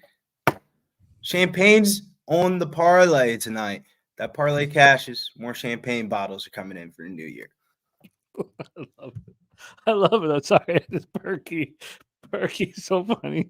This is official. My wife divorced me. But besides that, I'm heavy on the Bears. All right, let's move on to the final spot for you on the board here. Final spot for you is Bengals Chiefs. And I really feel like I expect to add the under with Jamar Chase being announced in this ticking up. I really feel like I'm going to move on that under. But let's hear how you plan on attacking this one. Very, very. I'm all ears for Bengals Chiefs. I'm heavily invested in this spot. Take it away. Yeah, we got a player prop in this one, and he's been one of our secret cash cows for us this year, and we got to go back to the well because honestly, after watching that game last week, He's the best fucking offensive player that they have on the team. Rashee Rice over 5.5 receptions, minus 155. Travis Kelce's fucking washed. Over in 5 out of his last 5 games. Lone bright spot in this Chiefs offense. Pacheco, CHE, Tony, Watson all banged up for this one. Rice has 90% of the snaps and had 9+ targets in each of his last 5 games. And with how the Chiefs fucking offensive line looked last week, they're going to have to throw some short screen routes to get this offensive going. And that's the reason why I like the receptions over the yards, because there's probably going to be a couple of those 3-yard catches and stuff like that for Rice, but he's going to get this offense going. If the Chiefs cover the spread or not, God bless you. You're betting a minus 6.5 on fucking New Year's Eve. You're setting yourself up for failure. But take it to the bank. Rashee Rice over 5.5 receptions. Set yourself up for failure. Oh no, right? Though, like you're betting 6.5 or 7 on New Year's Eve. That's what the books want you to do. They want everybody to parlay up the Chiefs so they can cash their little Bengal tickets. Jim, the fucking Detroit Pistons were plus 160 yesterday. Get the fuck out of here. I don't care if they won the game. Dude, 27. I don't know. Books are trying to eat right now. Everybody knows it's New Year's Eve. People are trying to make their money for their night expenses. And these are just the type of games that the bookies end up eating on right here. And I think the Bengals could be live, which could make it even a better game script for the receiving prop, because the Chiefs could be playing catch up.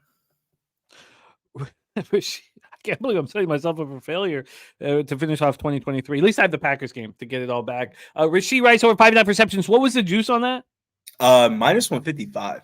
Minus 155 there for our guy Brizzy. And when you talk about when you see a minus 155 for Brizzy, also know that that's he's got a ton of plus spots on his season. So if we go to his average line here, let me just pull that up. I don't have it. How do I not have your average line for? Well, I do have it if I find your pub up, Brizzy. Let me just write a Brizzy here. Brizzy, while I'm doing that, any last words for the cappers supporting the show? Yeah, with all this football talk on the screen today, the college basketball slate's going underrated. Best bet today, college basketball, Monmouth versus Oklahoma over 145.5. I love it. Stick around here for a second. Happy New Year, Jay, my guy. Brizzy, you hear some of these juice spots. His average line is plus 169 this year, not including what's here, but he mixes and matches spots where he believes it's worth the juice, and he mixes it with plus lines. So I love the way you work, Brizzy. Great work. If you don't like the juice, then ride your same game parlay with Rashee Rice over receptions in the Chiefs money line. You get it down to even odds, but I ain't afraid of no fucking juice. If I think the shit's gonna cash, why wouldn't I bet it? Because I feel like sometimes in sports betting, we overthink things too much. We have the right answer. We always have the right answer, and then we start playing into the, but the odds aren't right, and I'm trying to defeat the juice, and then you fuck around and you pick a loser. I love it, man. We all love the way you rock, man. Yeah, get that cash as always, Brizzy, and can't wait to hang out with you in San Antonio, my guy. The Brizzy's action: A-Chan anytime touchdown plus 100, Swift over 15.5 rush attempts minus 135, Jags Eagles money line parlay minus 135, and Rashee Rice over 5.5 receptions minus 155. Go get that cash, Brizzy, and thank you for being a part of the show, my man. Happy holidays to everybody here at Pub Sports Radio. Make sure you guys hit the membership button. Join us for the members only going into 2024. And make sure you wish the Don of Pub Sports Radio a happy late birthday. Jeff Slaughter's birthday was yesterday, so make sure you wish him a happy birthday. Oh, good call. I missed that. Good call. You wanted Brizzy's record. Sorry, it was up there initially. Jose does such a great job at getting all of the graphics up because it's so complicated. But here, I'll pop it in the chat for you. Brizzy's record. That's just from my notes there. So he went 7th, but he's also 7 out of 27. And he went out on a 12-28. Sorry about that. But 15 and 16 plus 1.91 units. All right, let's bring on our final guest, our headliner on today's show, star of the Morning Steam show on Tony's Picks. And he's here to rock with us. He also brings so much laughter and fun to our live streams. He was a huge part of our poker live stream on Friday night. And we all love capping with him. Coming to us from Las Vegas, Nevada. Please welcome Ramon Scott to the show. Ramon, how are you, my friend? Hey, Jimmy, great. Appreciate you having me here. Happy New Year.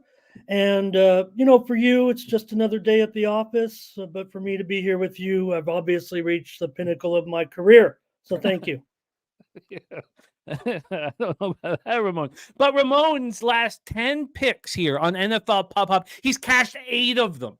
That is what he's doing right here. 8-2 over his past 3 shows. He's 7-4 on the year, plus 2.75 units. Let's get right to work, Ramon. You have 3 totals with us to put a bow on today's festivities, leading us into NFL kickoff. We have Atlanta Falcons, Chicago Bears, Soldier Field, Chicago, Illinois, 32 Fahrenheit, cloudy, 13 miles per hour. They've been talking about snow. I thought the snow was supposed to stop before game time. I don't know anyone with boots on the ground in Chi-Town right now other than Troy. If someone could let us know if it is snowing right now, take it away for us, Ramon. Falcons, Bears, your plan of action. Yeah, Jimmy, it's looking pretty promising there, actually. We'll see. Maybe we'll get those first looks at the field, but I'm still looking to see some offense here with these 2 teams. Obviously, with the situation that these 2 teams are currently in, maybe a little bit of desperation time, certainly. And I think the Falcons' best look will be to take to the air. Maybe that's why subtly they've kind of ended up in the situation with Heineke. Sure, it hasn't worked out with Ritter, and maybe even hasn't worked out with Heineke to a certain extent, no matter what Billy says about these backups. But I actually kind of agree to a certain extent. Heineke's thrown a touchdown pass in 8 straight appearances coming into this one. And man, I was on here, I think both times I've been on, or 2 of the times I've talked about Bijan Robinson. Let's get the ball to Bijan, hand it off, pass it, whatever it be. Probably passing would be preferred, I would think, against the Bears and that good run defense. So with Heineke in there, look, I expect a lot of work, of course, from Drake London, who's been looking better and better each week. But also, I think Heineke's specialty here that you may not see from Ritter is getting the ball to the tight ends, Pitts, and also a rejuvenated Jonnu Smith, kind of turning back the clock a little bit of late. We've seen him go off a little bit with some scores of late. Would note also, with Heineke in the lineup, the Falcons have only, they're dismal on the road. We know that. The only 2 times this season they scored more than 16 points was with Heineke at quarterback. So I'm looking for Heineke to do some things out here. I'm still favoring the Bears in this game. Fields, 9 games this season with a rushing touchdown and a passing touchdown. And the good news, of course, was Cole Kmet going to be in this one. I think that's a big, big deal for the situation for the Bears. It's going to free up Fields to have a big, big day with DJ Moore. I know he can do this today with DJ, and that's how I'm going to look for them to get off. Last year they played in Atlanta 27-24. I think we're going to get the same score here, maybe even the Bears, maybe by a few more. Let's call it 27-21. Take the Bears. We're going over, though, is the play, of course, over those Falcons. You got it. Over 38.5 available, a minus 113. A lot of books have moved this to 39. Yes. Would you like the 39 with less juice or the 38.5 at minus 113? No, we're going for give me a little extra money. I mean, this is supposed to be a play on the Pub Sports Radio show. We're going over. I mean, I just called for 48 points there, Jimmy. We better get well over that. All right. So 39 at minus 104? Let's do it, brother. Let's do it. Over 39 at minus 104 for Ramon. Cutting out the VIG, our man Ramon Scott. Let's move on to the next spot on the board for you. And this is interesting. And I wanted to hear you talk about this, even though I knew it would come tight to kickoff, but because it was the opposite of Big Ragu. And I was going to move on it. And then I was going over the notes and I was like, oh, but Ramon's on the other side, so why don't I just wait, even though it'll be cutting it close? So that's what I've done. I want to hear your thoughts on this. Tennessee Titans, Houston Texans. We have C.J. Stroud back and Will Levis back, and could both put on a show. It sounds like you think they could both put on a show. Take it away, Ramon. Titans, Texans. Maybe Ragu is down a little bit on Levis. And yeah, I mean, Levis hasn't really, when he was in the lineup, maybe we weren't seeing that same Levis here, but I still have hope for Levis. And whatever happens in the future with Tennessee and their quarterback situation moving forward, I mean, it's 2 straight years of 10 losses. So no matter what, you'd think there's going to be some changes here. And yeah, Henry, I understand. Maybe Tennessee can try to chunk it up with Henry a little bit. And, he's always strong late in the year, but how much motivation can you have? Derrick Henry's never going to, give a half-hearted effort. We know that. But, I don't think it's a workman back situation here. Tennessee playing out the string. Let's just figure a few things out, get things moving along. But to me, Jimmy, CJ Stroud returning. Not saying that, there's any pressure on him to perform today. The rookie of the year probably doesn't mean anything. Houston is obviously in a different situation with the playoffs about right now, and a super important game for Houston at this point. The key for me, Jimmy, is the fact that Tennessee appears so beat up on defense right now.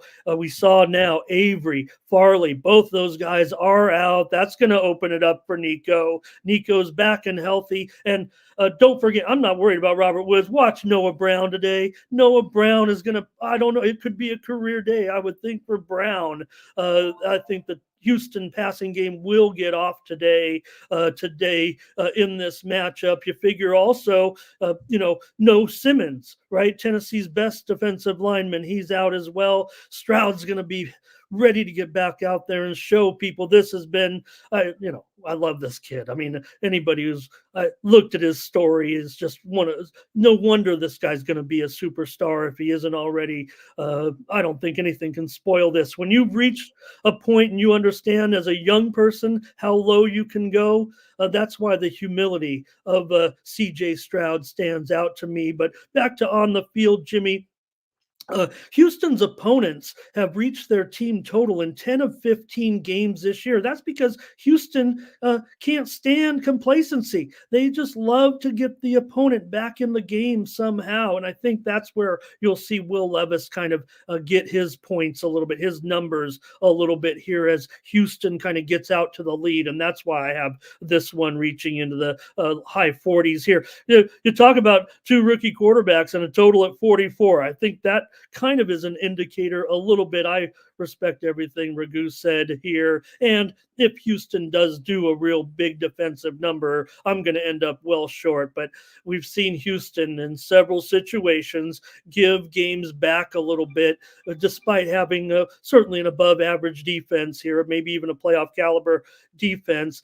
They seem to just want to get the other team back in the game here. I think that's why you've seen Houston's opponents go over their team total. That's their opponents going over the team total in 10 of 15 games. So I'm going to go over in this one, over the 44 here. I think is what we're looking at right now at most places. In fact, I'm seeing a little juice right now at Bet Online. So we'll take over 44. And especially at home. We've seen that happen. We're going to get you that over 44, minus 104 at Pinnacle. Let's move on to your final spot on the board. The final spot on today's show, the final pick given out in 2023. Carolina Panthers, Jacksonville Jaguars, Everbank Stadium in Jacksonville, Florida. Take us home, Ramon. Take us home. Yeah, I'm an under player mostly, Jimmy. I think there's a little bit to be said for how the offense has shown up this season here late in the season while we're seeing some of these overs. But look, I'm going to revert back to just Bryce Young. Yeah, he's coming off his best performance, so I'm expecting him to go on the road against a playoff caliber defense. Let's still give Jacksonville some credit. Yeah, they're going to have to go with Beathard. And I know what Billy was saying about Beathard and these backups, and he certainly has a little bit of experience. And Ridley had a good game last week, but I still look at it as if Bryce Young coming off a good game, going on the road against a Jacksonville team that needs this one so desperately, and they're going to have to rely on that defense, I'm sure. And if anything, Carolina does do well, I think, is in the passing defense department. Jimmy, the last time Carolina, I hear everyone talking, and I've got a bunch of ripped up tickets on the floor here that say Carolina Panthers on them from this season, kind of rode Young early a little bit, but they don't have a road win since before the pandemic. That's so. Yeah, I know we're getting 3 or 4 points there. I'm not talking about the side here necessarily, but gosh, can they really get over 2 touchdowns here in this one? I'm not so sure. Jacksonville 1-5 in their last 6 non-conference home games. 1-5 to the under, Jimmy, I should say, for Jacksonville in their last 6 non-conference home games, 5 unders. So I think it's going to be a little bit of a struggle for these offenses, basically just chalking it up as bad quarterbacking that will end up in a low-scoring game right around the 30. I'm saying maybe 17-14 here, but in a game between, Jimmy, believe it or not, the two expansion teams from 1995. I don't know if anybody really realizes that these two teams came into the league together. Under 37.5 at minus 110 for you there, Ramon. Ramon, happy New Year to you, my friend. Have a great New Year's Eve. Thank you for being a part of our NFL pop-up this year and a bigger part of our channel. We've all enjoyed it immensely. You hear from the chat as well. We just you bring a lot to the table, and we just love having you playing a bigger role here with us. It's extremely enjoyable for us. So thank you very much for all that you've put into us. And please support the Morning Steam show hosted by Ramon Scott. Ramon's on Carolina, Jacksonville under 37.5, Tennessee, Houston over 44, Atlanta, Chicago over 39. And my apologies, I said he'd 8-2 over his last 10. It's 7-2 over his last 9 bets here on the show, over his last 3 shows, 7-2. Yeah, one of them was a screwy backdoor push somewhere in there. So, you know how we're never going to complain about. Thank you, Jimmy. If I could just represent the chat a little bit. Thank you at PSR and Jose and Jeff and all the crew, all the hosts and everything as well. We really appreciate this. I was hanging out in Jimmy's chats long before we were back in the day too, but just thank you so much as well, and Happy New Year to everyone out there, and we'll catch you tomorrow in the new year. I love it. Please support Ramon on X as well at Ramon Scott Media.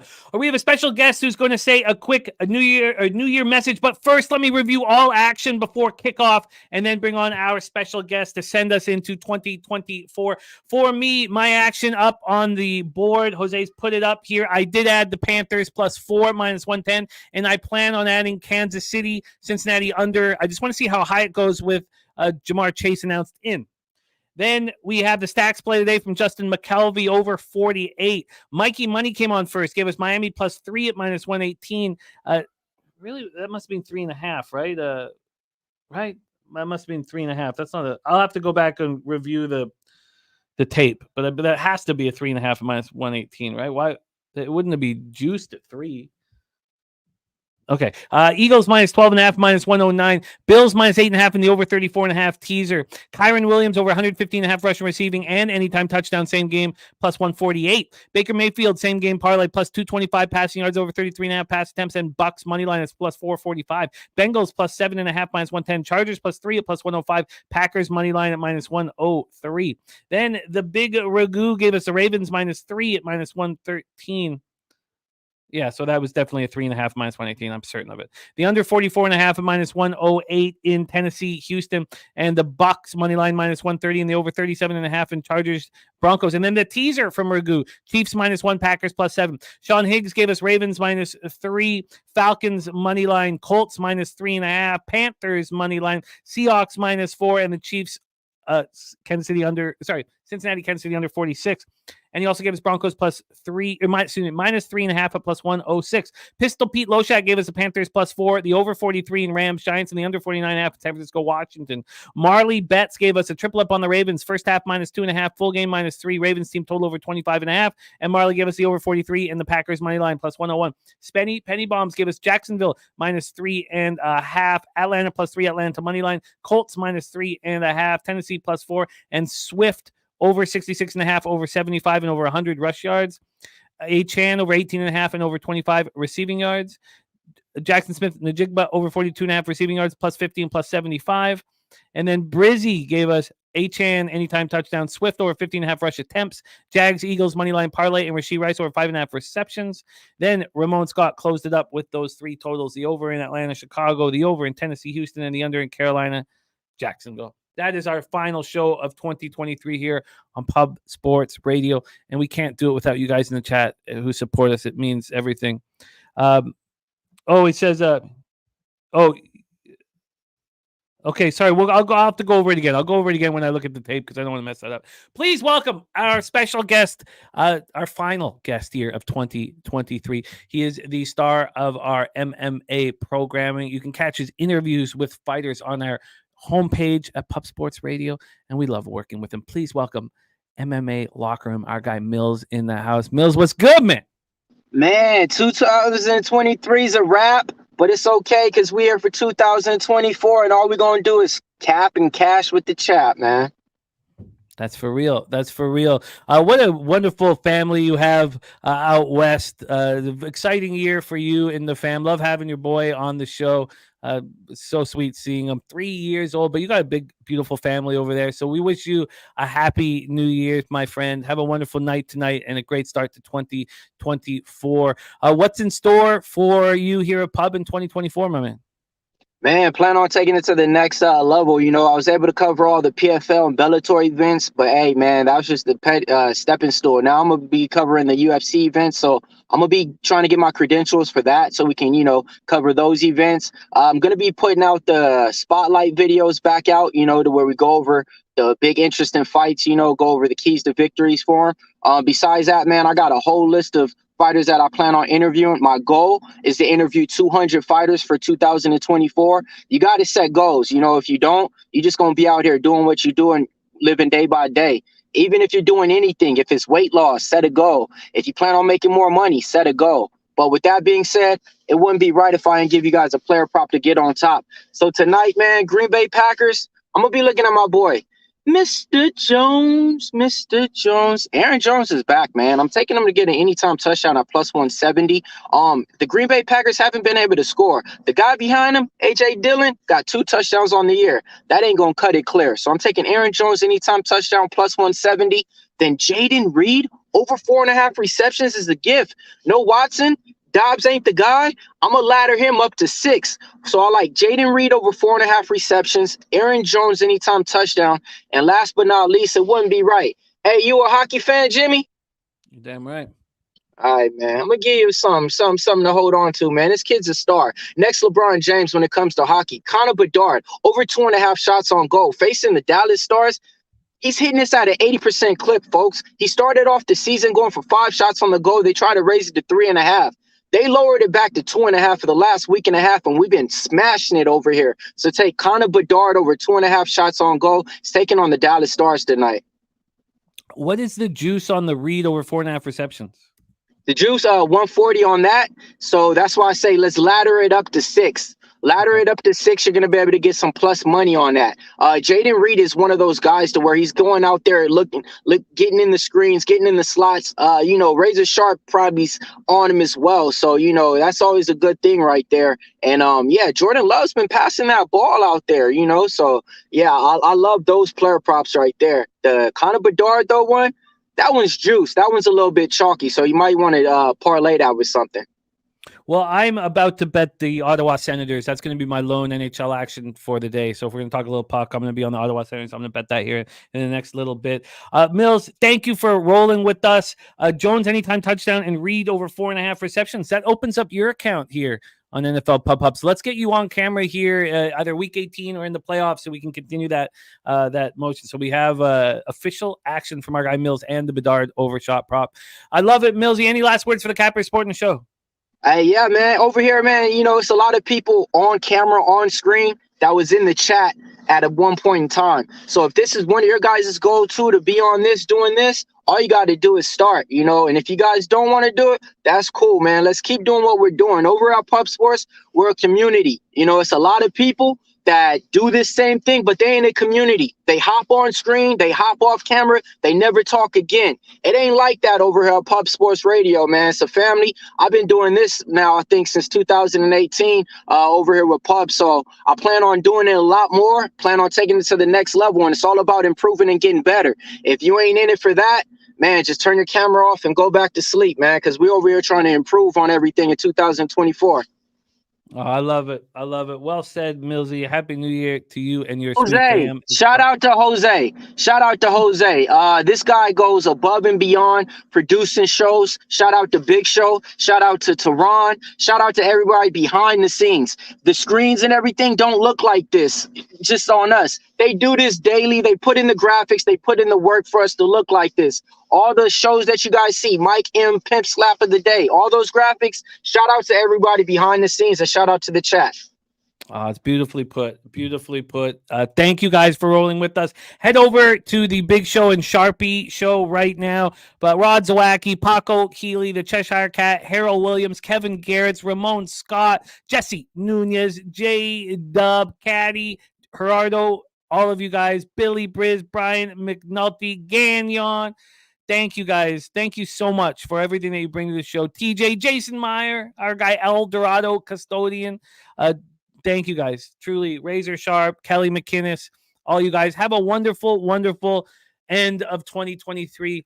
And I'm so excited and so thankful for the opportunity to work with you guys each and every day. I'm so excited about 2024. I'm so excited about what we're doing. You give my life so much meaning. And I'm just feel like we're just the tip of the iceberg, man, and the iceberg full of cash. Jose, do you want to jump on here? I don't know if you want to, but we love you so much, and it's our last few seconds here of 2023 here at Pub. Thank you for everything that you do, man. You're such a big part. You're the backbone of all of this, so we love you. And why don't we let you say our closing words here for our last show of 2023 before we're at 2024. Jose, my friend, take it away. Yeah, it's nice to see everyone in the chat as always. We appreciate you guys, everyone in the contest. By the way, God damn it, I forgot to submit my fucking picks. It's almost as if you're doing it just to give us material. It's sickening. I woke up in a sweat. I woke up with a nightmare, and I looked at my fucking picks, and I was like, God damn it, I'm such a fat, stupid slob. But it's nice to see everyone in the chat. AOD, Serious Business, Rod, Jason Myers, aka El Dorado. I hope to see you at Palooza, my man. Nice to see you there, and nice to see you in the chat. Darren, Ramon, thank you. Kelly, everyone. It's nice to see everyone. Happy New Year's, everyone. Find me at the Celtics Spurs games tonight. Go Celtics. They're going to beat the shit out of them, and it'll be a fun watch. So see you guys next year.